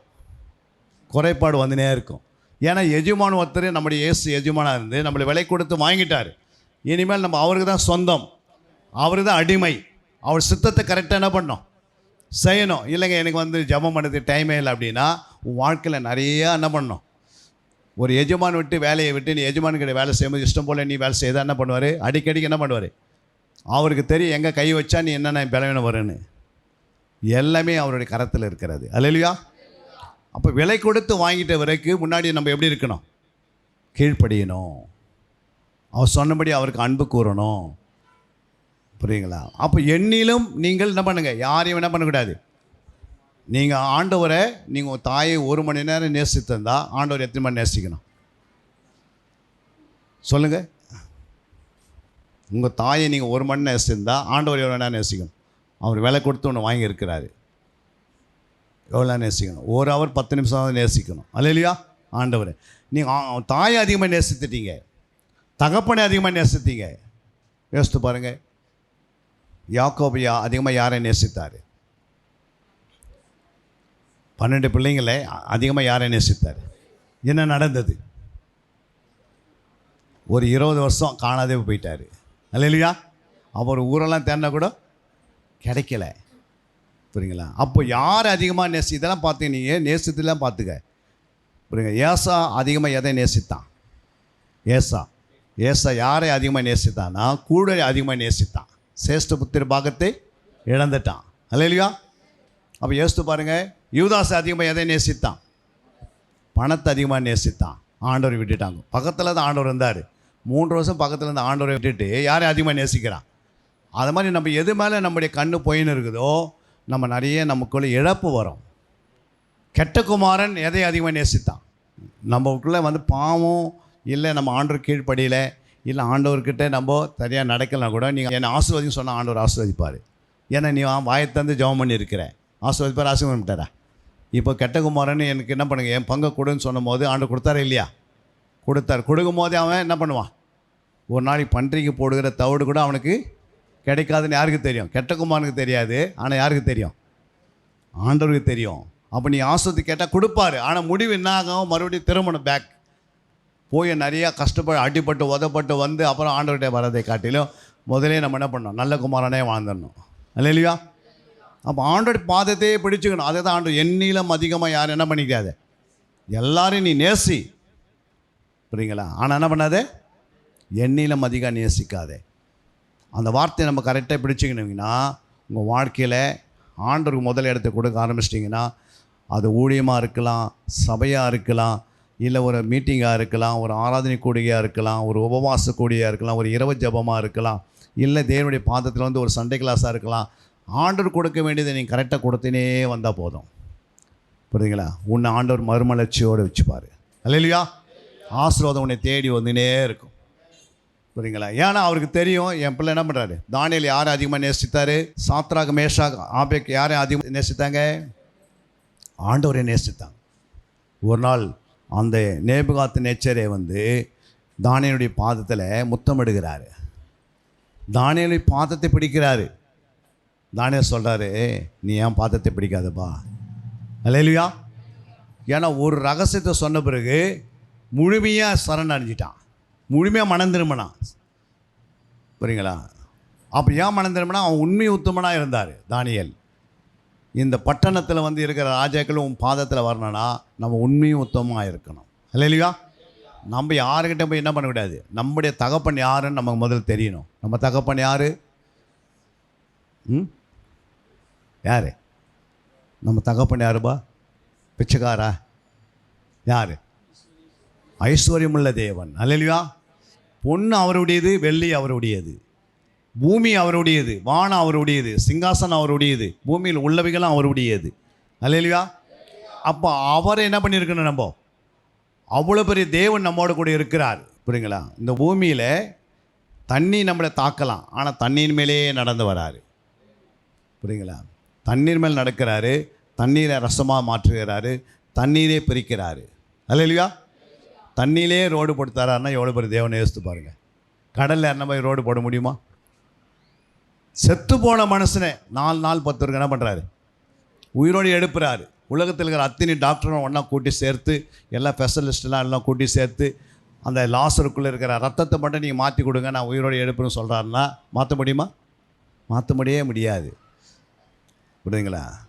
இதெல்லாம் ஏன் சொல்ல வரேன்னா, நம்முடைய தேவன் யாருன்னு நீங்கள் அறிஞ்சிக்கினீங்கன்னா அது பிறகு உங்கள் வாழ்க்கையில் வெறுமையாக இருக்க மாட்டீங்க, நிறைவோடு இருப்பீங்க. எல்லாத்துலேயுமே நிறைவு. புரியுங்களா? குறைவானது ஒன்றுமே கிடையாது. ஆசீர்வாதத்து மேல் ஆசீர்வாதம் உன்னை தேடி வரும், வேலை உன்னை தேடி வரும். நல்ல மகன், மகளுக்காக ஒரு நல்ல மகனை ஆண்டவர் நேராக கொண்டு வந்து நிறுத்துவார், வீட்டு வாசலே நிறுத்துவார். அல்லேலூயா. நீங்கள் தேடி போக வேண்டிய அவசியமே கிடையாது. உனக்கு ஒரு நல்ல வேலையை ஆண்டவர் கொடுக்கணும்னா இது வெளிநாட்டில் கிடைக்கணுமா, எங்கே கிடைக்கணுன்றது நீங்கள் என்ன செய்யதில்லை. அவருக்கு நீங்கள் சித்தத்தை மட்டும் செய்தினே வந்தீங்கன்னா, அவர் சொல்கிறபடி நீங்கள் வாழ்ந்தீங்கன்னா அதன் காலத்தை கரெக்டாக செய்வார் ஆண்டவர். ஒன்றும் குறைபடவே படாது. புரியுங்களா? உன் சரீரத்தில் எந்த வியாதி உன்னை தாக்காது. வருவதுக்கு முன்பாக ஆண்டவர் பாதுகாப்பார். சத்ரு உள்ள நுழையத்துக்கு முன்னாடியே உனக்கு வேலை அடிப்பார். அல்லேலூயா. அந்த மாதிரி ஒரு தேவன் நம்மோடு கூட இருக்கிறதை நம்ம அறிஞ்சு வச்சுக்கணும். நீங்கள் அறிந்து வைத்தாதான் கத்தனை செய்வார், ஒரு பெரிய விடுதலை கொடுப்பார். புரியுங்களா? சங்கீதம் 91:14 வாசிக்கிறோம். அவன் என்னிடத்தில் வாஞ்சையா இருக்கிறபடியால் அவனை விடுவிப்பேன், என் நாமத்தை அவன் அறிந்திருக்கிறபடியால் அவனை உயர்ந்த அடைக்கலத்திலே வைப்பேன். ஹல்லேலூயா. என்ன சொல்றார் ஆண்டவரே?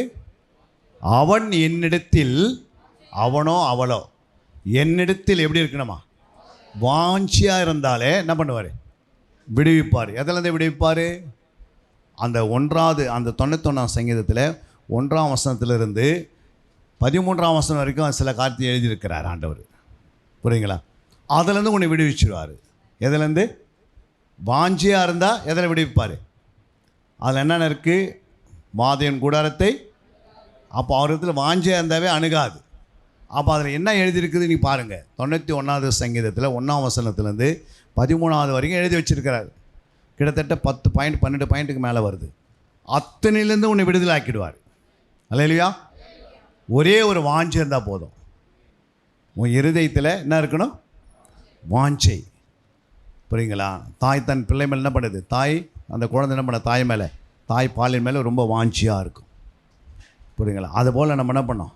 இயேசுவின் மேலே வாஞ்சியாக இருந்தீங்கன்னாவே டக்கு டக்கு டக்குன்னு உங்களுடைய கட்டு உடையும். நீங்கள் ஜெபமே ஆணு தலையை தூக்கி என்ன பண்ணுது? ஆண்டவர் என்னை எப்படியாவது விடுவின்னு சொல்ல வேண்டிய அவசியம் இல்லை. ஆண்டவரே உன்னை விடுவிச்சிடுவார். ஏன் அப்படின்னா வாஞ்சை. தாய்க்கு தெரியும் பிள்ளைக்கு எது மேலே வாஞ்சின்னு. அதே போல் ஆண்டவருக்கு தெரியும் நம்ம எது மேலே வாஞ்சியாக இருக்கணும். அவர் மேலே வாஞ்சியாக இருக்கணும். அல்லேலூயா.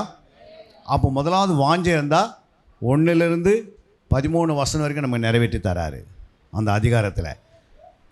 அவருடைய நாமத்தை நீங்கள் அறிந்திருந்தால் அது கீழே வருகிற எத்தனை வசனம் இருக்குது?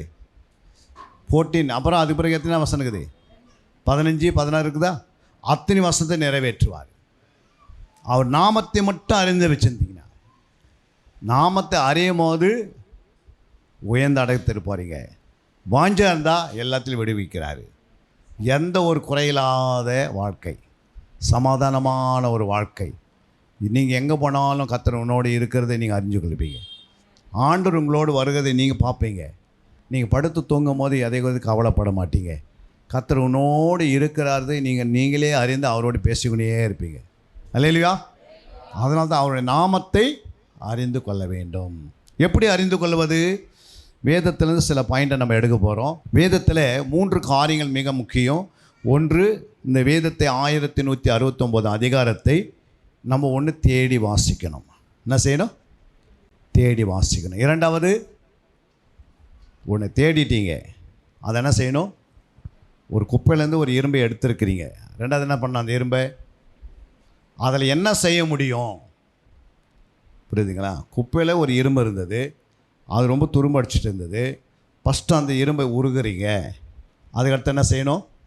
அதுக்குள்ளே என்ன செய்தால் அதிகமான விலை கிடைக்கும்? ஒரு ஏரோஃப்ளைனில் வந்து நீங்கள் அதுக்குள்ளே ஒரு நிடில் செய்து எத்தனை லட்சத்துக்கு போவோம்? ஏரோஃப்ளைனில் வந்து நீங்கள் நெடில் பார்த்துருக்கீங்களா? அது எங்கே இருக்கும் நெடில்? பைலட்டுக்கு முன்னாடியே இருக்கும். இருக்குமா இருக்காதா? அப்போ அந்த நெடில் எவ்வளோ விலைக்கு போகும்? ஒரு குதிரைக்கு ஒரு லாடம் செய்து போட்டால் எவ்வளோ இருக்கும்? ஒரு வண்டிக்கு பிஸ்டன் செய்து போட்டால் எவ்வளோ இருக்கும்? லாடம் வந்து கால் கீழே இருக்கும் இல்லை? நம்ம கூட ஆண்டவர் குப்பையிலேருந்து தான் நம்மளை தூக்கி எடுத்துருக்கிறாரு. அல்லேலூயா. நம்ம எவ்வளோ அடி வாங்குகிறோமோ, அப்படின்னா எவ்வளோ செபிக்கிறோமோ, எவ்வளோ சரீரத்தை ஒடுக்கிறோமோ, எவ்வளோ ஆண்டோடைய பாதத்தில் உட்காரோமோ, அந்த அளவுக்கு நம்ம சைனிங்காக வருவோம். அல்லேலூயா. இந்த சரீரத்தை நீங்கள் ரெஸ்ட்டு கொடுத்துனே இருந்தீங்கன்னா இந்த ஆத்மாவை செல்லு மாதிரி அடிச்சிடும். இந்த சரீரம் வந்து நித்தியமான சரீரம் கிடையாது. புரியுங்களா? நம்ம என்ன பண்ணுறோம்? இந்த சரீரத்துக்கே டைம் என்ன பண்ணுறோம்? குளிக்கிறதுக்கே 1 மணி நேரம் ஆகும் சிலவங்களுக்கு, தலைவாரத்துக்கு 2 மணி நேரம் இல்லை, முகத்துக்கு அரை மணி நேரம் 3/4 மணி நேரம். அழகு வீண், சௌந்தரம் வஞ்சனை உள்ளது. புரியுதுங்களா? இருக்கிற முகமே போதுமானது. அல்லேலூயா. சும்மா இதை தீட்டி என்ன பண்ணக்கூடாது? ரட்சிக்கப்பட்டுட்டீங்க. ரட்சிக்கப்படலாம், அவங்க அறியாமல் செய்கிறாங்க. நம்ம ரட்சிக்கப்பட்டுட்டு பிறகு நம்ம எதுக்கு முக்கியம் கொடுக்கணும்? எல்லாத்துலேருந்தே டைம் எடுக்கணும் நம்ம. புரியுங்களா? குளிக்கிறதுலேருந்து நீங்கள் உன்னுடைய பர்சனல் வேலையிலேருந்து எல்லாத்தையும் எடுத்து ஆண்டவருக்கு முதல்ல எடுத்து கொடுத்துடணும். புரியுங்களா? இந்த சரீரத்தை ஒடுக்க இதை கீழ்ப்படுத்த இதில் ஜபத்தினுடைய வல்லமை பெருகும் போது அவங்களுடைய முகங்கள் பிரகாசிக்கும். புரியுங்களா? இந்த சரீரத்தில் நீங்கள் ஒன்றுமே எடுத்துகிட்டு போக முடியாது. இது மண்ணான சரீரம். 3 கிலோவில் நம்ம பிறந்து இன்றைக்கி 70-80 கிலோ ஆகிறதுக்கு என்ன காரணம்? அவர் படைத்த பொருளையே என்ன பண்ண விதவிதமாக நம்ம சாப்பிட்டு வளர்ந்துருக்குறோம். புரியுங்களா? தானாக வளர்ந்துச்சா? புரியுங்களா? ஒரு நாள் இது மண் என்ன பண்ண நம்மளை சாப்பிட்றோம். வாங்க ரொம்ப ருசிகரமாக என்ன சாப்பிட்டேன், இப்போ நான் ஒன்று ருசிகரமாக சாப்பிட போகிறேன். புரியுங்களா? ஆனால் அந்த சரீரம் நமக்கு என்னது? இந்த சரீரத்தில் இருந்து தான் அந்த ஆத்மா என்ன பண்ணிக்கிறோம்? பிரகாசமுள்ள ஆத்மாவை மாற்றுறோம். அல்லேலூயா. இந்த உள்ளான மனிதனை நாளுக்கு நாள் உருவாக்குவதற்காக தான் நம்ம இங்கே உட்காந்துருக்கிறோம். புரியுங்களா? உள்ளான மனிதன் நாளுக்கு நாள் என்ன பண்ணிடும்? புதிதாக்கப்பட்டே இருந்தால் சைனிங்காக மாறும்போது ஒரு நாள் இந்த சரீரம் எப்படி இருக்கும்? தகன்னு மினுக்கும் உள்ளான மனிதன். அல்லேலூயா. இந்த உள்ளான மனிதனுக்காக தான் இங்கே உட்காந்துருக்கிறேன்னா நம்ம அது தெரியணும். ஃபஸ்ட்டு அந்த அறிவு நமக்கு இருக்கணும். சும்மா ஏதோ வந்தோம் போனோம் அப்படிலாம் கிடையாது. புரியுங்களா? ஒவ்வொரு வசனத்துலேயும் தேவ வல்லமை இருக்கிறது. ஒவ்வொரு வசனம் எப்படி நீங்கள் மெடிக்கல் ஷாப்பில் போய் பார்க்குறீங்க, எல்லாத்துக்குமே எல்லா மருந்தும் எதுக்காக வைக்கப்பட்டிருக்கு? எல்லா மருந்து எதுக்குமா? எதுக்காக வைக்கப்பட்டிருக்குது? மெடிக்கல் ஸ்டோரில் போய் பார்க்குறீங்க, எல்லா மருந்து எதுக்குன்னா ஏதோ ஒரு வலிக்கு. ஒரு மனுஷனுக்குள்ளே ஏதோ ஒரு உறுப்பில் ஒரு வலி இருக்குது, அந்த வலியை நீக்குவதுக்கு என்ன பண்ணியிருக்கார்? அந்த மருந்து இருக்குது. அல்லேலூயா. அப்போது அதே போல் தான் உன்னுடைய ஆவிக்குரிய ஜீவித்துக்கு இந்த முழு வேதம் எதுக்காக இருக்குன்னா உன்னுடைய பலவீனத்தை எடுப்பதற்காக. உனக்கு இருக்கிற கஷ்டத்தெல்லாம் எடுக்கணும்னா அந்த வசனம் போய் தான் வேலை செய்யும். புரியுங்களா? யாராலையுமே என்ன பண்ண முடியாது, இந்த வசனம் இல்லாத ஒன்றும் விடுவிக்க முடியாது. அதனால தான் இந்த வார்த்தை, இந்த வசனம், இந்த சத்தியம், சத்தியத்துக்கும் வார்த்தைக்கும் வசனத்துக்கு என்ன இருக்குது? வித்தியாசம் இருக்கிறது. வசனம்னா என்ன, சத்தியம்னா என்ன? இப்போ அரிசினா என்ன, சோறுனா நம்ம டக்குன்னு சொல்கிறோம். புரியுங்களா? அரிசிக்கும் சோறுக்கும் நம்ம வித்தியாசம், அரிசிக்கும் சோறுக்கான வித்தியாசம். அரிசி சாப்பிட்டா பலவீனம் வரும் வயிற்றில், அல்லையா? சோறு சாப்பிட்டா பலப்படுவோம். வெறும் வசனத்தை மட்டும் நீ உட்காந்து கேட்டிருந்தீங்கன்னா பலவீனம் அதிகடிக்கு வரும். ஆனால் சத்தியத்தை நீங்கள் உட்கொண்டீங்கன்னா விடுதலையோடு போவீங்க. அப்போது சத்தியத்துக்கும் வசனத்துக்கு என்ன வித்தியாசம்? பிசாசுக்கிட்ட சத்தியம் இருக்கா இல்லையா? இருக்குது. நம்ம சத்தியம் இருக்கா இல்லையா? பிசாசுக்கிட்ட இருக்குது. வாசிங்க 8:44, யோவான் 8:44 வாசிங்க. உங்கள் பிதாவினுடைய இச்சைகளின்படி செய்ய மனதாயிருக்கிறீர்கள். அவன் ஆதி முதற்கொண்டு மனுஷ கொலைபாதகனாயிருக்கிறான். சத்தியம் அவனிடத்தில் இல்லாதபடியால் அவன் சத்தியத்திலே நிலைநிற்கவில்லை. அவன் பொய்யனும் பொய்க்கு பிதாவுமாய் இருக்கிறபடியால் அவன் பொய் பேசும்போது தன் சொந்தத்தில் எடுத்து பேசுகிறான். அப்போ அவனுக்கிட்ட என்ன இல்லை? சத்தியம் இருக்கா இல்லையா? சத்தியம் இல்லை. ஏன் சத்தியம் இல்லை? அவன் பொய்யன், அல்லையா? பொய்க்கு பிதா. இந்த வசனத்தை இயேசு தான் சொல்கிறாரு. அவன்கிட்ட என்ன இல்லை? சத்தியம் இல்லை. வசனம் இருக்கா? வசனம் இருக்கா? வசனம்னா என்ன? லூக்கா 8:11. தேவனுடைய வசனம். அவன் வசனம்லாம் எதை குறிக்கிறது? விதையை குறிக்கிறது. அப்போ சத்தியம் எதை குறிக்கும்?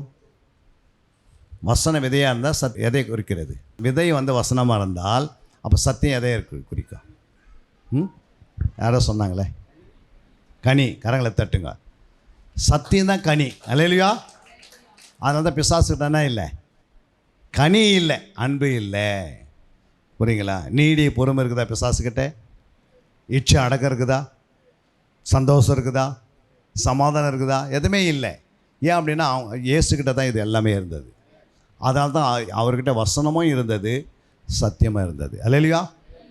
வசனத்தை சத்தியமாக மாற்றுகிற வேலை தான் நமக்கு கொடுத்துருக்கிறாரு. பைபிள் எல்லாமே எப்படி இருக்கு? வார்த்தை வேறு, வசனம் வேறு, அல்லையா? நீங்கள் வார்த்தை சொல்லிட்டீங்க. அப்போ வார்த்தைக்கும் வசனத்துக்கு தான் வித்தியாசம். 2 அல்லது 3 எழுத்துக்கள் இணைக்கப்படுறது தான் ஒரு வார்த்தை. என்னது? 2 எழுத்துக்கள் அப்படி அல்ல, 3 எழுத்துக்கள் எங்கே ஜோடிக்கப்படுகிறதோ அது ஒரு வார்த்தையாக மாறுகிறது வேதத்தில், அல்லையா? அதே ஒரு வசனம்னா 2 வார்த்தை அல்லது 3 வார்த்தை இணைக்கப்படுகிறதுல ஒரு நம்ம அறியுது, ஒரு வசனமாக உருவாக்கப்படுகிறது. புரியுங்களா? அப்போ வசனத்துக்கும் வார்த்தைக்கு என்ன இருக்குது? வித்தியாசம் இருக்குது.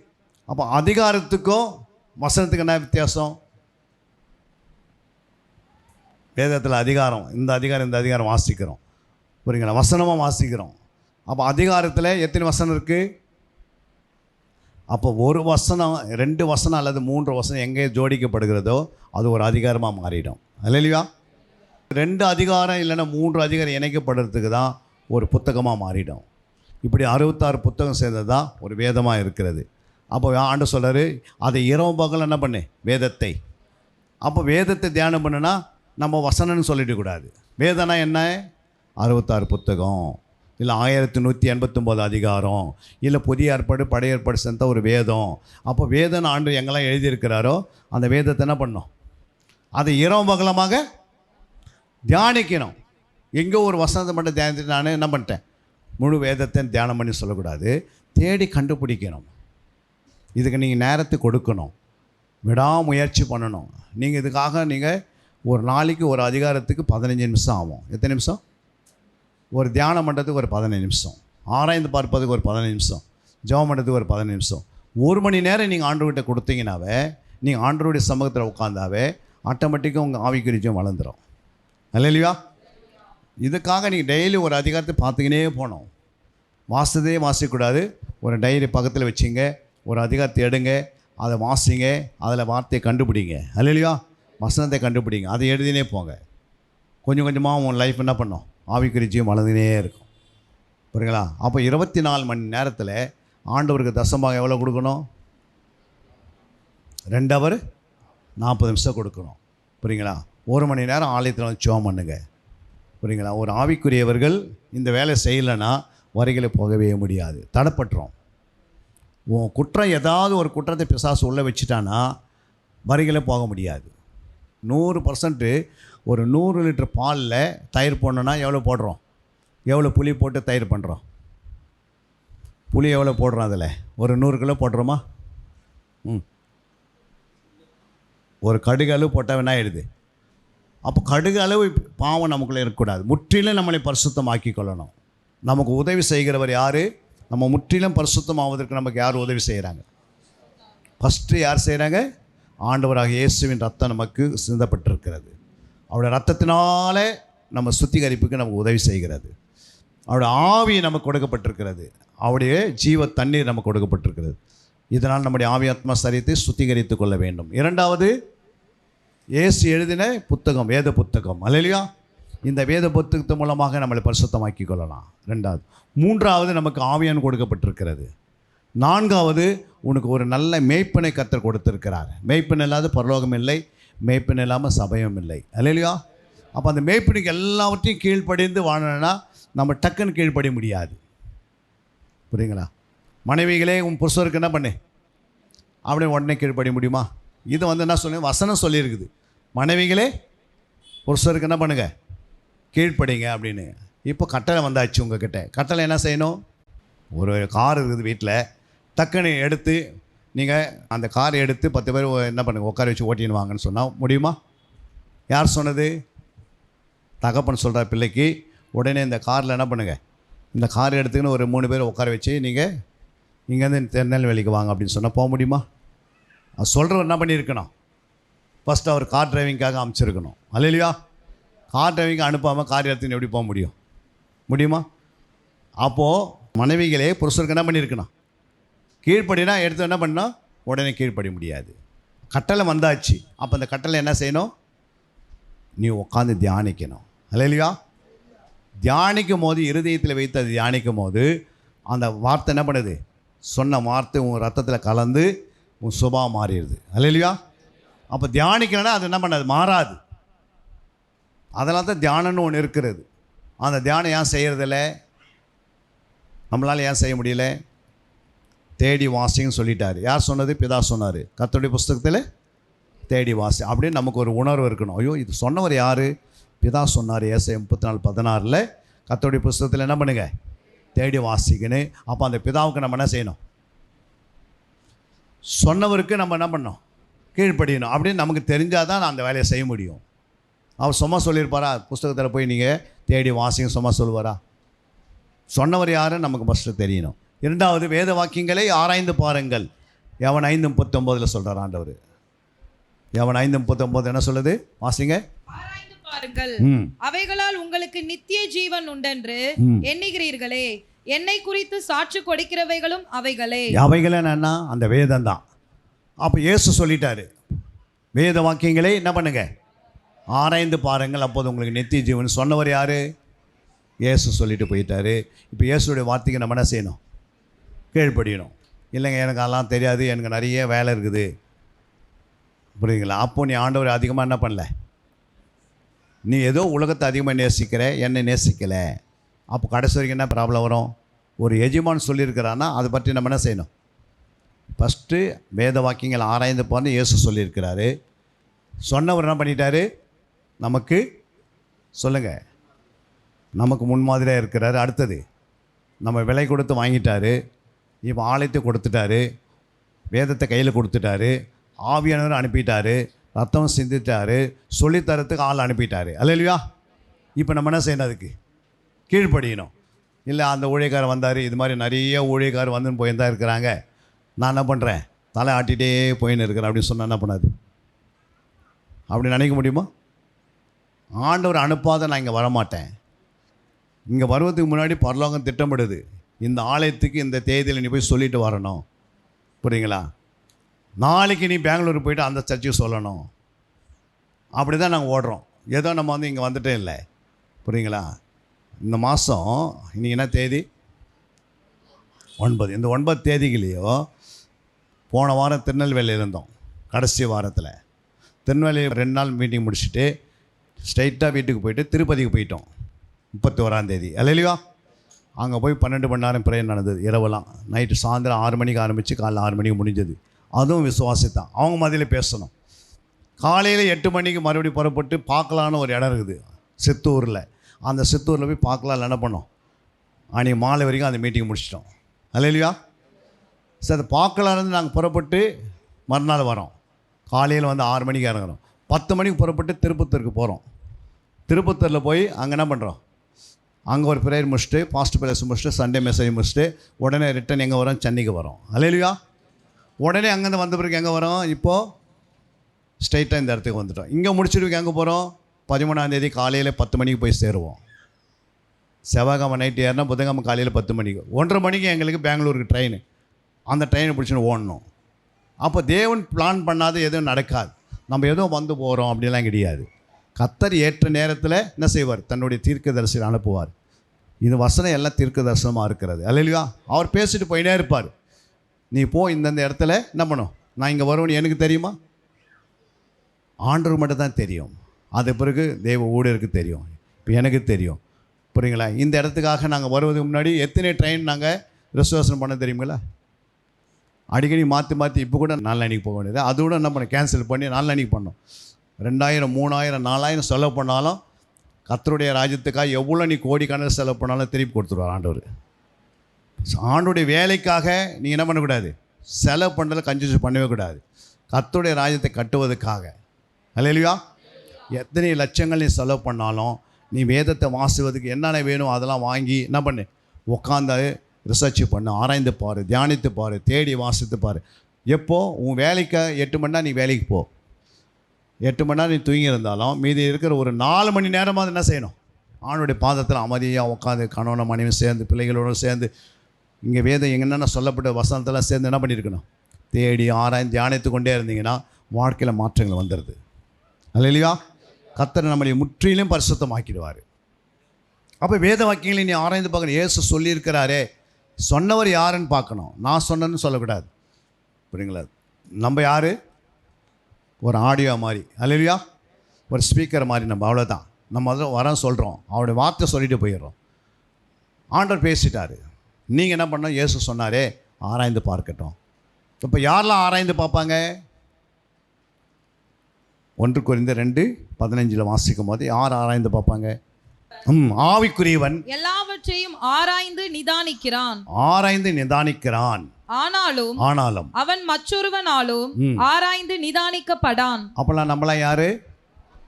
நம்மளாம் ஆவிக்குரியவர்கள். புரியுங்களா? நீங்கள் எல்லாம் ஆவிக்குரியா இருந்தால் நீங்கள் வேதத்தை என்ன பண்ணுவீங்க, ஆராய்ந்து நிதானிக்கணும். அல்லையா? நிதானம்னா என்ன? முழு வேதத்தை ஆராய்ஞ்சிட்டேன். நிதானம்னா என்ன சொல்லுங்கம்மா. 2:9 வாசிங்க. யோபு 2:9. அப்பொழுது அவன் மனைவி அவனை பார்த்து, நீர் இன்னும் உம்முடைய உத்தமத்தில் உறுதியாய் நிற்கிறீரோ, தேவனை தூஷித்து ஜீவனை விடும் என்றால். அப்ப என்ன சொல்றாங்க அவங்க? தேவனை என்ன பண்ணிடு, தூஷித்து என்ன பண்ணோம், ஆண்டவரை தூஷிக்கும் போது ஆட்டோமேட்டிக்காக உயிர் போயிடும். தாயத்தகப்பனை தூஷித்தாவே நீதிமொழி 20:20 வாசிக்கிறோம். தாயத்தகவனை தூசித்தா உயிர் போயிடுன்னு அவரே ஆண்டவர் சொல்லி வச்சிருக்கிறாரு. இப்போ ஆண்டவரை தூசித்தா என்ன நிலைமை, உயிரை என்ன பண்ணாது, கிட்ட மறுபடியும் வரவே வராது. வருமா? இப்போ ஆண்டவர் என்ன பண்ணி, நீ யாரை தூசிக்கணுமா, தேவனை தூசித்து என்ன பண்ணிடு, அப்போ ஜீவனை விடும். இப்போ பாருங்க நிதானம் எப்படி வருது பாருங்க. அதற்கு அவன் நீ பைத்தியக்காரி பேசுகிறது போல பேசுகிறாய். பைத்தியக்காரி இல்ல, பைத்தியக்காரி பேசுகிறது போல பேசுகிறாயே. தேவன் கையிலே நன்மை பெற்ற நாம் தீமையையும் பெற வேண்டாமோ என்றான். அப்போ இது எதை குறிக்கிறது? நிதானத்தை குறிக்கிறது. எப்படி பேசுறாரு? நிதானமாய் பேசி. நிதானம் எப்படின்னா, மனைவி கேட்டாலும் புருஷர் கேட்டாலும் பிள்ளைங்களை கேட்டாலும் ஊழியர் கேட்டாலும் என்ன பேசுறன்றது அண்டத்தில் ஆவியான நம்மோடு பேசுவார். நீங்கள் எதையும் பேச தேவையில்லை. எவ்வளோ பெரிய கலெக்டராக இருக்கட்டும், எவ்வளோ பெரிய ராஜாக்களாக இருக்கட்டும், மந்திரியாக இருக்கட்டும். நாங்களாம் இராணுவத்தில் வேலை செய்யும்போது அப்துல் கலாம் அவர் வேலை செய்த இடத்துல தான் நாங்களும் வேலை செய்தோம். அவர் எங்களுக்கு டைரக்டராக இருந்தார். அல்லேலூயா. அப்துல் கலாம். அல்லேலூயா. அந்த டிபார்ட்மெண்ட்டில் நாங்கள் எல்லாமே விஞ்ஞானிங்க தான். யாருமே அந்த இடத்துல யாரும் இல்லை. டெக்னீஷியன் வந்து டெக்னிக்கல் அசிஸ்டண்ட்லாம் ரொம்ப குறைவு. அந்த இடத்துல இருக்கிற டைரக்டர்லாம் பார்த்து எங்களை பார்த்து பேசுவாங்க. புரியுங்களா? அவங்க மத்தியில் போய் என்னை பேச விட்டாங்க ஒரு முறை. யோசித்து பாருங்கள், அன்புனா என்னான்னு எடுத்தாங்க. சாட்சியாய் என்னுடைய ரிட்டைர்மெண்ட்டில் மட்டும் 1000 பேர் வந்தாங்க. எத்தனை பேர்? 1000 பேர் கிட்டத்தட்ட வந்து எங்களை நேசித்து அவங்க என்ன பண்ணாங்க, அதிகாரிகளாக வந்து அதிகாரிகள் உள்ளே வரப்போகிறாங்கன்னு சொல்லிவிட்டு, அவங்க ஹிந்திக்காராக இருந்தாங்க, இங்கிலீஷ்காராக இருந்தாங்க, அவங்க தெலுங்குக்காராக இருந்தாங்க, தமிழ்காராக இருந்தாங்கன்னு சொல்லிவிட்டு ஒரு 10க்கு 10 பேனர் போட்டு ரோட்டில் இருந்து அந்த மண்டபம் வரைக்கும் என்ன பண்ணேன், அந்த வசனங்களை ஹிந்திலையும் இங்கிலீஷ்லேயும் தமிழில் எழுதி அங்கங்கே அப்படியே வச்சிட்டோம். அவங்க டூரில் வரும்போது அவங்க கண்ணுக்கு முன்னாடியே படிச்சுன்னு வரணும். எப்படியாவது சுவிசேஷம் என்ன பண்ண இன்றைக்கி. ஏன்னா அந்த கம்பெனி விட்டு நாங்கள் வெளியே வரோம். ஆனால் அந்த கம்பெனி விட்டு போகிறதுக்கு முன்னாடி என்ன பண்ணியிருக்கணும், நான் போகிறதுக்கு முன்னாடி எல்லாம் வசனத்தை பார்க்கணும். புரியுங்களா? கம்பெனியில் எத்தனை பேர் இருக்கிறாங்களோ அத்தனை பேர் டேபிளில் அவங்களுடைய பேர் எழுதி அந்த மீட்டிங் வாங்கன்னு சொல்லி, என்னுடைய ரிட்டைர்மெண்ட் பார்ட்டிக்கு வாங்கன்னு சொல்லி எழுதியிருந்தேன். புரியுங்களா? ஒரு 2 லட்சம் 3 லட்சம் செலவு பண்ணாலும் பரவாயில்ல, ஆனால் அவங்களுக்கு சுவிசேஷம் அறிவிக்கிற வேலை நீ அல்லையா? இதுதான் முக்கியம். நம்ம வரும்போது ஏதோ பணம் வந்துடுச்சு, பெருசாக அவன் பெரிய என்ன பண்ணுவான், பென்ஷன் வந்துடுச்சு, அவ்வளோதான் நம்ம வாழ்ந்துருவோம். அப்படிலாம் இல்லை. கர்த்தருடைய நம்ம எங்கே இருக்கிறோமோ யோசேப்பை போல் இருக்கணும், தானியேலை போல் இருக்கணும். தானியேலும் ஒரு சென்ட்ரல் கவர்மெண்ட்டில் வேலை செய்கிறாரு.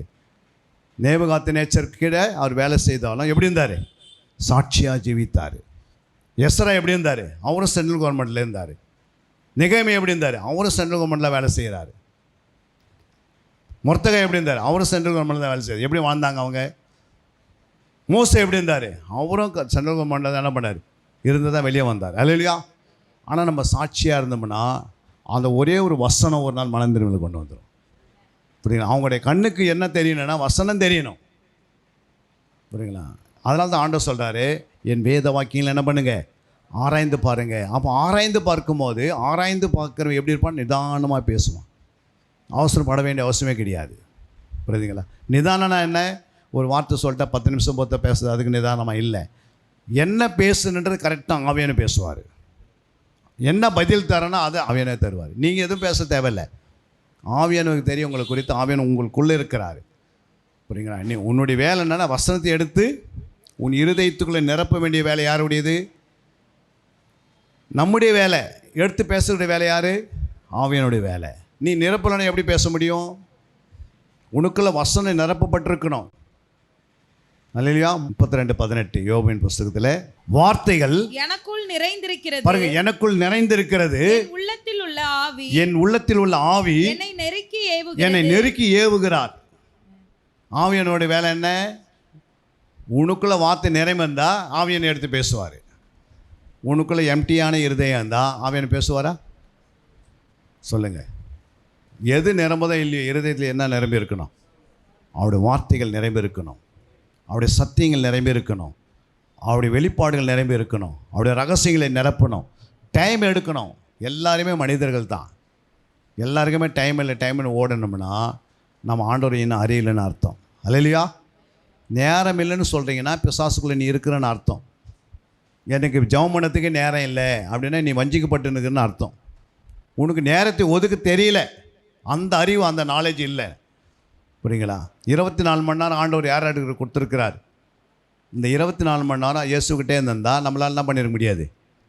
டெய்லி வந்து சொல்கிறாரு, கரெக்டாக நீங்கள் என்ன பண்ணுங்கள், இப்படி தான் இந்த நேரத்தில் இதை தான் செய்யணும், இந்த நேரத்தில் இதை செய்யணும். மிலிட்ரிலாம் பார்த்தீங்கன்னா 4 மணிக்கு என்ன பண்ணுவாங்க, எல்லோரும் எழுப்பிடுவாங்க. எத்தனை மணிக்கு படுக்கும்போது 10 மணி, எழுப்புறது எத்தனை மணிக்கு, 4 மணிக்கு. 5 மணிக்கு அந்த குழாயில் இருக்கிற தண்ணி ஸ்டாப் பண்ணுருவாங்க. 5:01 போனனாவே 5 மணிக்கு 1 நிமிஷம், 5:01 நீ போனேன்னா உனக்கு தண்ணி குளிக்கிறதுக்கு என்ன இருக்காது, தண்ணி இருக்காது. சேவிங்க்கு தண்ணி இருக்காது. பாத்ரூம் போகிறதுக்கு நீங்கள் என்ன பண்ணாது, தண்ணி இருக்காது. அப்போ அன்றைக்கி என்ன பண்ணும், அன்றைக்கி அதிகமாக பனிஷ்மெண்ட்டு கிடைக்கும். 5:01 எழுந்தனாவே 4 மணிக்கே நீ என்ன பண்ணிடணும், அந்த பெல் அடிக்கும் போதே, சவுண்டு கொடுக்கும் போதே, விசில் வீசும் போதே நம்ம உடனே என்ன பண்ணோம், 4 மணிக்கு கரெக்டாக எழுந்து 5 மணிக்கெல்லாம் ரெடியாகி அந்த இடத்தை விட்டு வெளியே வந்துடணும், கிரவுண்டுக்கு வந்துடணும், ரூமை விட்டு வெளியே வந்துடணும். அப்போ அந்த மாதிரி ஒரு ட்ரைனிங் அங்கே கொடுக்குறாங்க. புரியுங்களா? அப்போ அந்த மாதிரி ட்ரைனிங்கில் நம்ம இருந்தால் அப்போ 5 மணிக்கு நம்ம வெளியே வந்தாலே நைட்டு 10 மணிக்கு என்ன பண்ணுறாங்க, நீ படுக்கைக்கு இடத்துக்கு போகாதே ஒன்று என்ன பண்ணுறாங்க, சுத்த வைக்கிறாங்க. காலையில் 5லேருந்து நைட்டு 10 மணி வரைக்கும் உனக்கு ஃபுல்லாக ஒர்க் கொடுத்துட்றாங்க. இப்படியே நீ ஓடினே இருக்கணும் காலிலேருந்து சாயந்தரம் வரைக்கும். அல்லையா? அப்போ முட்டிலாம் என்ன நிலைமை ஆகுறது சொல்லுங்கள். நம்மளுடைய முழங்காலுடைய நிலைமை என்ன ஆகும்? காலையில் 5 மணிக்கு ரோல் கால், 6 மணிக்கு பிடி ஸ்டார்ட் ஆகிடும், 10 மணிக்கு ட்ரில் ஸ்டார்ட் ஆகிடும். ட்ரில் எங்கே இருக்கும்? ஒரு 5 கிலோமீட்டர் 6 கிலோமீட்டர் தூரத்தில் இருக்கும். பிடி வந்து நீங்கள் இங்கே முடிச்சிங்கன்னா இங்கேருந்து 5 கிலோமீட்டர் ஓடணும். எப்படி ஓட முடியுமா? 5 கிலோமீட்டர் 6 கிலோமீட்டர் ஓடணும். அதிலே ட்ரெஸ்ஸை சேஞ்சு பண்ணணும், ட்ரெஸ்ஸெல்லாம் உங்கள்கிட்டயே இருக்கணும், எல்லாத்தையும் மாற்றி என்ன பண்ணோம், அடுத்த இதுக்கு போகணும். அங்கே லேட்டாக போனீங்கன்னா அங்கே பனிஷ்மெண்ட்டு, 1 நிமிஷத்துக்கு முன்னாடி போய் அங்கே நிற்கணும். அந்த மாதிரி மிலிட்ரியில் என்ன பண்ணுறாங்க, ட்ரைனிங் தர மாதிரி நம்மளும் ஆவிக்குரிய மிலிட்ரியில் இருக்கிறோம். அல்லையா? அதிகாலை 4 மணிக்கு எழுந்துக்கணும். நீங்கள் எழுந்தது கஷ்டம்தான், ஆனால் எழுந்து பாருங்கள், ஆண்டவர் உங்களை ஃப்ரெஷ்ஷாக மாற்றிடுவார். ஒரு வித்தியாசத்தை பார்ப்பீங்க. ஆண்டவர் உங்களோட இருக்கிறத ஒரு ரொம்ப தெம்பு வந்துடும். அப்படி உங்கள் வாழ்க்கையில் சத்ரு தோற்று போயிடுவான். உன் தேவைகள் எல்லாம் சந்திக்கப்படும், கட்டுகள் தானாக உடையும், ஒரு தடையும் இருக்காது. ஒரு வியாதி வந்தாலும் ஆண்டவர் சொல்லுவார், அது வருவதுக்கு முன்பாக அதை உடைச்சி எடுப்பார். அல்லையா? வாதையின் கூடாரத்தை அணுகாது. உன் தேவைகளும் பரிபூர்ணமாக சந்திப்பார். உன் பிள்ளைகளுக்கு என்ன வேணும்னு அவரே சந்திப்பார். புரியுங்களா? உனக்கு நல்ல வேலைகளை கொடுப்பார், நல்ல சம்பாதியம் கொடுப்பார். இன்றைக்கி பார்த்தீங்கன்னா ஒரு மாதம் சம்பளம் 10,000, 12,000, 13,000. நிறைய பெரிய படித்தவங்களாம் என்ன பண்ணுறாங்க, 15,000 வாங்குறாங்க, 12,000 வாங்குறாங்க. ஆனால் ஆண்டவர் உனக்கு ஒரு டாப் லெவலில் கொடுத்து 1.5 லட்சம் 2 லட்சம் வாங்குற அளவுக்கு வச்சுருவார். புரியுங்களா? 5 வருஷம் சம்பாதிக்க வேண்டிய சம்பளத்தை ஒரே வருஷத்தில் சம்பாதிப்பேன். அல்லையா? அந்த மாதிரி ஒரு வேலை கொடுத்துருவார். உனக்கு என்ன பண்ண முடியுங்க, வீட்டை வாங்குறது இதெல்லாம் வாங்குறது உனக்கு லேசாக தெரியும். எதுவுமே உனக்கு கஷ்டமாக இருக்காது. எதுனா கஷ்டமாக இருக்குமா? அதாவது காலத்தை கரெக்டாக செய்வார் ஆண்டவர். நீ ஆண்டவர் கரெக்டாக உன் நேரத்தை எண்ணிலும் நீங்கள் யாரையும் அதிகமாக என்ன பண்ணக்கூடாது. அப்போ ஆண்டவர் அதிகமாக நேசிக்க ஆரம்பிச்சிட்டிங்கனாவே அப்போ வேத வாக்கியங்களை தேடி ஆராய்ந்து அதை தியானிக்கும் போது உன் வாழ்க்கையில் அதன்படி வாழ ஆரம்பிக்கிறாய். அல்லையா? ஆண்டுடைய வசனம் என்ன சொல்லுது அப்படியே வாழ்வாய். அதனால தான் சத்தியம் உன்னை விடுதலாக்கிறோம். நீ ஆராயும் போது தான் சத்தியமாக மாறுகிறது, தியானிக்கும் போது தான் வசனம் சத்தியமாக மாறுகிறது. அல்லையா? அதனால தான் நமக்கு பயிற்சி கொடுக்குறார் ஆண்டவர். கடைசியாக ஒரு வசனத்தை நாம் வாசிக்கலாம். அங்கே யோபின் புஸ்தகத்தில் 22-21 வாசிங்க. அவரோட பழகி கரெக்ட். சமாதானமாயிரும். பாருங்க, அவரோடு நீங்க பழகினா என்ன வந்துருது, சமாதானமாயிரும். அடுத்தது அதனால் உமக்கு நன்மை வரும், வன்மை வரும். எங்க இருந்தாலும் வந்துருக்கும். நீங்க யாரோட பழகுறீங்க? காலையில் எழுந்து சொல்லுங்கம்மா, அதிகாலை எழுந்து யாரோட பழகணும்? தேவனோடு பழகணும். அப்போ சமாதானம் வருமா வராதா? நீ அவரோடு பழகினால் சமாதானம். ஒரு மனுஷனுக்கு என்ன தேவை? சமாதானம் தேவை. அல்லையா? சமாதானம் இல்லாத ஜனங்க எங்கே அலைஞ்சு ஓடினுக்குது. ஆனால் நம்ம அவரோடு நீங்கள் பழகினீங்கன்னா ஃபஸ்ட்டு உனக்கு கொடுக்கறது என்னது? ஆமீன் கனியில் ஒரு கனி சமாதானம். 2வது, உன்னுடைய நன்மை தானாகவே உன்னை தேடி வரும். புரியுங்களா? 5,000 பேர் அப்ளிகேஷன் போடுறோம், ஒரே ஒரு வேக்கண்ட்டு தான். புரியுங்களா? சென்ட்ரல் கவர்மெண்ட்டில் அந்த வேக்கண்ட்டில் புரியுங்களா, ஆண்டவர் அதை எனக்கே கொடுத்தாரு. 5,000 பேர் அப்ளிகேஷன் போடுறோம், 5 நாள் அதுக்காக ட்ரைனிங் நடந்துருக்குது, பயிற்சி நடந்துருக்குது, இன்டர்வியூ நடந்துருக்குது. அந்த ஒரே வேக்கண்ட்டை எனக்கு தூக்கி ஏன் கொடுத்தான்னா, அந்த வேக்கண்ட்டை ஆண்டவர் சொன்ன இந்த பேப்பரை வாங்கு, படி, இது அப்ளிகேஷன் எழுதி போடுன்ட்டார். அவ்வளோதான். அப்போ தான் யோசித்த ஏன் ஆண்டவர் எனக்கு அது கொடுத்தாரு, இவ்வளோ பேர் இருக்கிறாங்க அப்படின்னா, ஆண்டவர் சொன்னார், நீ ரட்சிக்கப்பட்டிருக்கிற. அல்லையா? அப்போ ஆண்டவர் இந்த பூமியில் நம்ம வாழ்வதுக்கு நமக்கு வேலை இல்லை நமக்கு வந்து பணம் இல்லை, பொருள் இல்லைன்னு சொல்லவே கூடாது. இயேசு இருக்கிறான எல்லாமே உனக்கு வந்து சேர்ந்துடும். அப்போ இயேசுவை நீங்கள் அறிகிற அறிவில் வளர்ந்தாதான் உன் வாழ்க்கையில் மாற்றங்கள் வந்துனே இருக்கும். கொஞ்சம் கொஞ்சமாக நீ ஆவியில் வளர்ந்துனே இருப்ப. புரியுங்களா? நீங்களே ஒரு நல்ல சீசனாக மாறுவீங்க. நீங்களே ஒரு நல்ல கனமான ஊழியர்களாக எழுப்புவார். இந்த சபையிலேருந்து பல கிளை சபைகளை சாபிக்க முடியும். அல்லையா? நீங்கள் அத்தனை பேருமே ஒரு நல்ல ஆண்டவருக்காக நம்மல்ல சொல்லுங்கள். ஒரு ஊழியக்காரனை மாறவா முடியாதா? ஆவியன் உங்களுக்குள்ளே இருக்கிறாரு. புரியுங்களா? அந்த ஒவ்வொரு தெருவில் ஒரு சபையை ஆரம்பிச்சிடலாம். அல்லையா? 4 சைடு இருக்கிற மக்களை ஆண்டு சொல்ல, அறுவடை மிகுதி, ஆட்களோ குறைவு. புரியுங்களா? அதுக்காக வேண்டிக் கொள்ளுங்க ஆண்டவர் சொல்லியிருக்கிறாரு. அப்போ ஆண்டவரே தருவார்.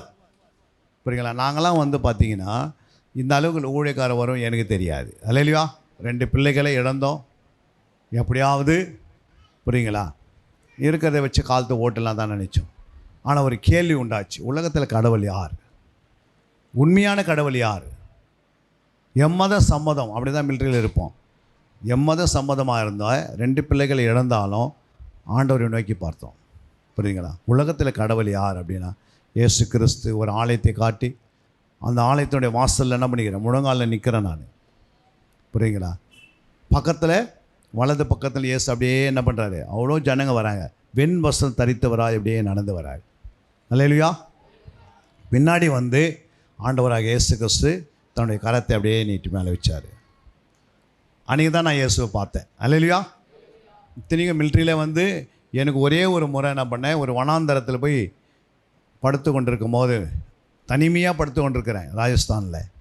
அப்போது ஒரு மரம் இருக்குது. அந்த மரத்தில் பார்க்கும்போது ஒரு 100 பாம்பு இருக்குது மரத்தில். எத்தனை பாம்பு? நான் ஃபஸ்ட்டு கீழே பார்க்கவே இல்லை. நான் வந்து கீழே நிழலில் உட்காந்துருந்தேன். அப்போ நிழலில் வந்து அது ஓடுறதெல்லாம் தெரியுது. திரும்பி மேலே பார்த்தா என்ன பண்ணுது, இவ்வளோ பாம்பு இருக்குது. யோசித்து பாருங்கள், கடிச்சா அது வரைக்கும் மரணம் தான் அது. அப்போ தான் அந்த கீழே படுத்துக்கும் போது நம்ம ஏன் பிறந்தோம், இவ்வளோ தூரம் வனாந்தரத்தில் வந்து படுத்துருக்குறோமே, எனக்கு அப்படியேப்பட்ட ஒரு எண்ணம் வந்தது. வந்து பிறக்கிறோம், இப்போ வேலைக்கு வந்தோம், ஏதோ சம்பாரித்தோம், அப்புறம் வயதாகி செத்துடுறோம், அப்புறம் யார் வராங்க முன்னாடி போகிறாங்கன்னு அதெல்லாம் தெரியலையே, எதுக்கு தான் நம்ம பிறந்து இவ்வளோ கஷ்டப்பட்டுருக்குறோம் அப்படிலாம் எனக்குள்ளே மனசில் வந்தது ஒரு நாள். அப்போ அப்படியே சர்வீஸ் வர வர பிள்ளைகள் வளர்ந்து நல்லா படிக்க வைக்கணும், அவங்கள நல்லா இங்கிலீஷ் மீடியம் படிக்க வச்சோம். பெங்களூரில் மிலிட்ரி ஸ்கூல் இருக்குது, அந்த ஸ்கூலில் சேர்த்து அவங்கள எப்படியாவது ஒரு மேஜர் ஜெனரல் ஆக்கணும், அவங்கள அல்லேலூயா, ஒரு நல்ல ஒரு பிரிகேடியர் ஆக்கணும், கர்னல் ஆக்கணும், பெரிய பெரிய நல்ல போஸ்ட்டு கொண்டு வரணும் பிள்ளைகளை, அப்படிலாம் என்ன இருந்தது. ஆனால் டக்குன்னு ஆச்சு 97 2 பிள்ளைங்க அப்படியே என்ன பண்ண தண்ணியில் அடிச்சுட்டு போயிட்டாங்க. எதிர்பார்க்காம ஒரு 4 மணிக்கு குளிச்சுட்டு நாங்கள் ரெடி பண்ணோம். பேட்மிண்டன் எடுத்து கையில் கொடுத்தாங்க. பிள்ளை ஓடி போய் என்ன பண்ண விளையாடினே இருக்கும்போது பக்கத்தில் இருக்கிற பசங்க கொண்டு போய் என்ன பண்ணுது, தள்ளி விட்டுருச்சு. அவ்வளோதான் முடிஞ்சது. அப்புறம் நான் டியூட்டிலேருந்து ஓடியாரேன். என்ன விஷயம்னு பார்த்தா 10 கிலோமீட்டர் ஓடி பார்க்குறேன். 10 கிலோமீட்டர் ஓடினா கூட எங்கே குழந்தைங்க இருக்குமா தண்ணியில், தண்ணி ஃபுல்லாக போய் நிற்குது. அன்றைக்கி தான் நான் பார்க்குறேன் அதில் தண்ணி. அதில் 3 வருஷம் அங்கே இருக்கிறோம், இவ்வளோ தண்ணியை நான் பார்த்ததே கிடையாது. அது பிறகு முழு இராணுவம் இறங்கி ஒரு 3 நாள் தேடுறாங்க குழந்தைங்கள, எந்த இடத்துல தான் இருக்குதுன்னு தெரியல. புரியுங்களா? அந்த நதியை ஸ்டாப் பண்ணி அது பிறகு தேட ஆரம்பித்தாங்க. அப்புறம் 2 பிள்ளைகளையும் மறித்து தான் கிடைச்சாங்க. அப்புறம் அங்கேயே அடக்கம் பண்ணோம். ஒய்ஃப் வந்து என்ன பண்ணிட்டாங்க, மென்டல் ஆகி அப்படியே ஹாஸ்பிட்டலில் சேர்க்கப்பட்டாங்க. 29 கிலோ ஆகிட்டாங்க. எத்தனை கிலோ? பாடி 29 கிலோ. என்னுடைய மகளுடைய வெயிட் வந்துட்டாங்க, அவ்வளோதான். சின்ன பொண்ணு மாதிரி இருந்தாங்க. ஒரு 6 மாதம் டாக்டர் சொல்கிறாரு இவங்களே இறந்துடுவாங்க. ஹாஸ்பிட்டலே சொல்லிட்டாரு, கையத்தை வாங்கிட்டார். நான் சொன்னேன் ஈசா மஸீஹ் ஜிந்தா ஹை, மேரா பத்னி மரேகா நஹீ அப்படின்னு இந்தியில் அவர்கிட்ட சொல்கிறேன். ஆண்டவர் பாருங்கள், அழகாக மரணம் சந்திக்கலை, இயேசு உயிரோடு காப்பாற்றி வெளியே கொண்டு வந்தார். இன்றைக்கி உங்கள் மத்தியில் நின்று பேசுகிறாங்க. புரியுங்களா? நாங்கள் 2 பேருமே பேசவே மாட்டோம் யாருக்கிட்டையும், ஒரு ஊமை மாதிரி இருப்போம் நாங்கள். அல்லேலூயா. அந்த அளவுக்கு தமிழ் வராது, அந்த அளவுக்கு வந்து பைபிள் படிக்க தெரியாது, அந்த அளவுக்கு எதுவுமே தெரியாது. சரி, நான் அங்கேருந்து மிலிட்ரியிலேருந்து ஆண்டவர் தான் தரிசனம் காட்டிட்டாரே, இப்போ ஃபுல் டைம் ஊழியத்துக்கு போயிடலான்னு வந்தோம். வந்துட்டு ஒரு ஆண்டவர் என்ன சொன்னார், நிறைய மீட்டிங்கெல்லாம் போகிறதுனால நிறைய பேர் கீபோர்டு வாசிக்கிறாங்க. அந்த மாதிரி சார் ஒரு கீபோர்டு எடுத்துகிட்டு மீட்டிங்கில் போகலாம், எல்லா மீட்டிங்கும் உதவியே செய்யலாம் நம்ம அப்படின்னு போய் டெல்லியில் போய் ஒரு கீபோர்டு வாங்கிட்டு வந்தேன். அல்லேலூயா. இது வரைக்கும் வாசிக்கவே முடியல. என்னது? இது வரைக்கும் வாசிக்க தெரியல. அல்லேலூயா. ஆனால் ஆண்டவர் பாருங்கள் எதை வாசிக்க சொன்னார், இதை அறிந்து கொள் அப்படின்னாரு. ஆண்டோடைய அபிஷேகம் ஃபுல்லாக நிரப்பினார். ஒரு 3 நாள் பகல் இரவு ஜெபம் பண்ணி கொண்டு இருந்தோம். ஆவியானவர் ஊற்றினார். புரியுங்களா? இந்த பைபிள் இருக்கிற வசனம்லாம் வந்து ஆண்டவர் தான் எழுதினாரா சந்தேகம் வந்தது ஃபஸ்ட்டு. அப்போ டிவியில் ஜவஹர் சாமலையை பேசி கொண்டு இருக்கிறாரு. அப்போது நான் முழங்கால் படி, யார் பேசினா முழங்கால் படிட்டு 2 கையில் உயர்த்திடுவேன் ஜெபம் பண்ணும்போது. அப்போ அவர் பேர் சொல்லி அடைக்கிறார். தேவசகா என்ற ஒரு சகோதரன் இந்த டிவி பெட்டிக்கு முன்னாடி முழங்கால் படிட்டு இருக்கிறாரு. அவருடைய சரித்திரம் கொஞ்சம் பலவீனம், அவங்க குடும்பத்தில் பலவீனம், கர்த்தர் அதை விடுதலாக்குறாரு அப்படின்னு சொன்ன பிறகு அன்றைக்கி தான் இது உண்மையில் வசனம்னு அறிஞ்சிக்கினேன். அல்லேலூயா. எனக்கும் அவர் பேசியிருப்பார், ஆனால் என்னோட பேசுகிறாரு, பேர் சொல்லி அடைக்கிறாரு. எத்தனோ தேவசகம் இருந்திருக்கலாம், ஆனால் என் பேர் என் கரெக்டாக என்ன பண்ண என்னுடைய பலவீனத்தை சொல்லி ஜெபம் பண்ணார். புரியுங்களா? சான் ஜபத்திர கிட்ட போய் ஞானசனம் எடுத்தோம். எடுக்கிறதுக்கு முன்னாடி ஒரு இருள் என்னை விட்டு போகிறத நான் பார்த்தோம். 3 நாள் அதில் பாஸ்டிங் இருந்தோம். புரியுங்களா? சாப்பிடல. எனக்கு முன்னாடி ஆப்பிள் இருக்குது, எல்லா பழ வகைகளாக இருக்குது, வாங்கி சாப்பிட்ருக்கலாம், எப்படியாவது வைராக்கியமாக வாழணும் அப்படின்னு சொல்லி ஒரு வைராக்கியம் உள்ளே இருந்தது. 3 நாள் உபவாசம் தான், கட்டு உடஞ்சிது. 2 பேரும் ஒரே நாள் ஞானசனம் எடுத்தோம். அல்லேலூயா.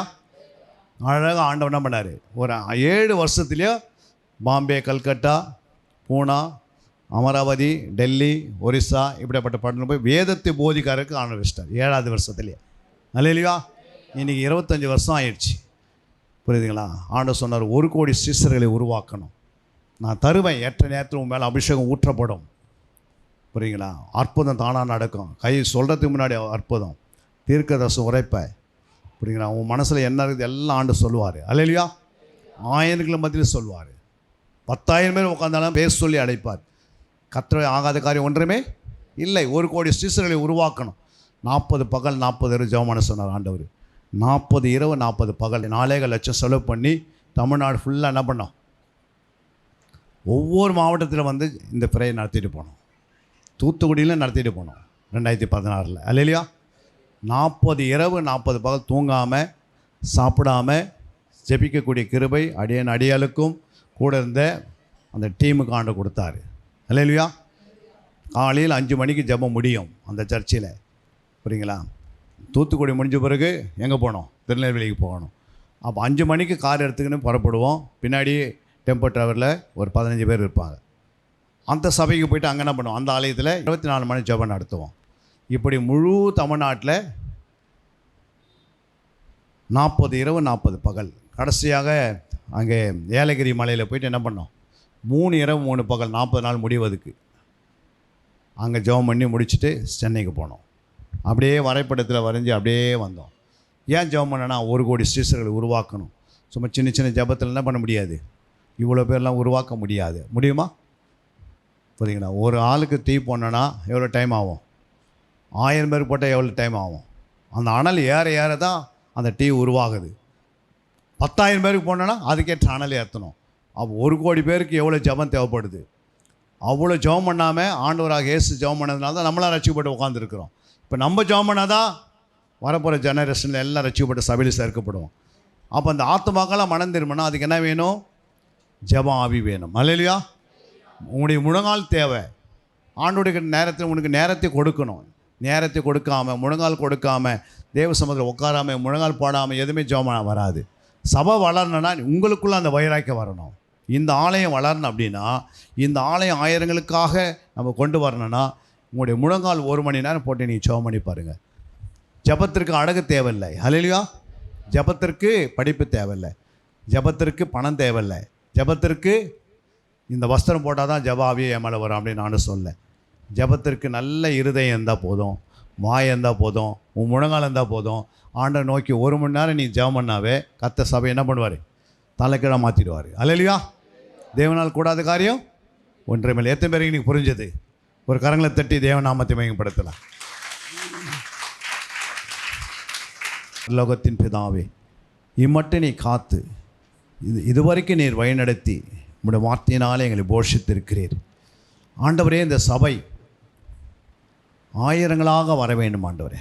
கேட்ட வசனத்தின் கேட்டவர்கள் அதை ஒரு காதில் வாங்கி மறு காதில் விட்டு விடாதபடிக்கு அதை இருதயத்தில் உள்வாங்கி அதை தியானித்து ஆண்டவரே ஒவ்வொரு வாரமும் ஒரு புதிய ஆத்துமாக்கள் சபைக்கு வரணும் ஆண்டவரே.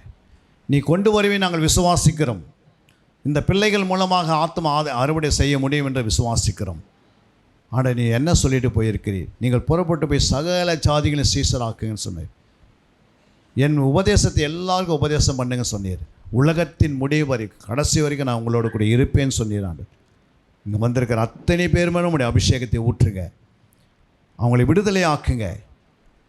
கண்கள், மனக்கண்கள் திறக்கப்படட்டும், ஆவிக்குரிய கண்கள் திறக்கப்படட்டும், நல்ல பிரகாசம் அடையட்டும், உமக்காக எழும்பி பிரகாசிக்கட்டும், அநேகர்களுக்கு உப்பாக வெளிச்சமாக பிரகாசிக்கட்டும் ஆண்டவரே. நீர் அநேகர் அலங்கர விளக்காக வைங்க ஆண்டவரே. பிள்ளைகளை ஆசீர்வதித்து அனுப்புங்க ஆண்டவரே. சபை போதகரையும் நீர் ஆசீர்வதித்து அவருடைய தேவைகளை பரிபூர்ணம் சந்தித்து ஆண்டவரே அவருடைய மனதில் வைத்திருக்கிற எல்லா காரியம் நிறைவேற்றி உங்களுடைய ராயத்தை கட்டி எழுப்பும்படியாக நான் செபிக்கிறேன்ப்பா.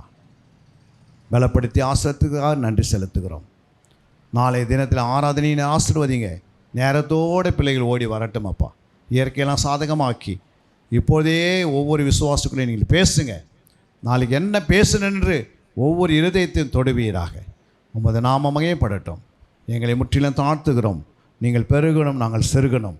நீங்கள் உயர்த்தப்படணும், நாங்கள் தாழ்த்தப்படணும். எல்லா துதிகனமாக உமக்கே செலுத்துகிறோம். இயேசுவின் நாமத்தில் ஜெபிக்க நல்ல பிதாவே, ஆமென். கரங்களை தட்டி தேவன் நாமத்தை அல்லேலூயா, ஆமென். கர்த்தர் நல்லவர். நல்ல வார்த்தைகளை ஆண்டவர் நம்மோடு பேசினார். இந்த வார்த்தைகளை கர்த்தர் உங்கள் இருதயத்தில் இயேசுவின் இரத்தத்தினால் பரிசுத்தாவின் வல்லமையினால் முத்திரித்து அந்த வார்த்தைக்கு ஏற்ற 100 மடங்கு பலனை நம்முடைய வாழ்க்கையில் பெருக பண்ணுவாராக. அன்பிற்குரியவர்களே, சத்திய வேத ஆராய்ச்சி வித்தியாசாலை தரிசன ஊழியம் 1. வடமாநிலத்தில் 300 திருச்சபைகளை உருவாக்குதல்.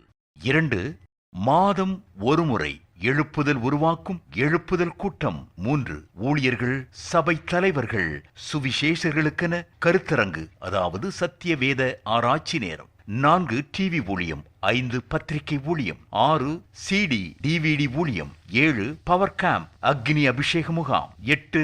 உபதேச ஆராய்ச்சி கருத்தரங்கு ஊழியம். 9. நலிந்த குழந்தைகள் இல்லம். 10. 24 மணி நேர ஜெப மையம். 11. சத்திய தேவ ஆராய்ச்சி கல்லூரி. 12. சிறுவர்கள் உருவாக்கும் ஊழியம். 13. மருத்துவ முகாம். 14. ஜெயில் ஊழியம். 15. கைப்பிரதி ஊழியம். 16. கிராம ஊழியம். 17. மிஷனரியை உருவாக்கும் ஊழியம். 18. நன்றி துதி ஆராதனை கூட்டங்கள். 19. சமூக நலப்பணிகள் ஊழியம். 20. இன்டர்நெட் மூலமாக ஆன்லைன் படிப்புகள். இது விரைவில் வரவிருக்கின்றது. 21.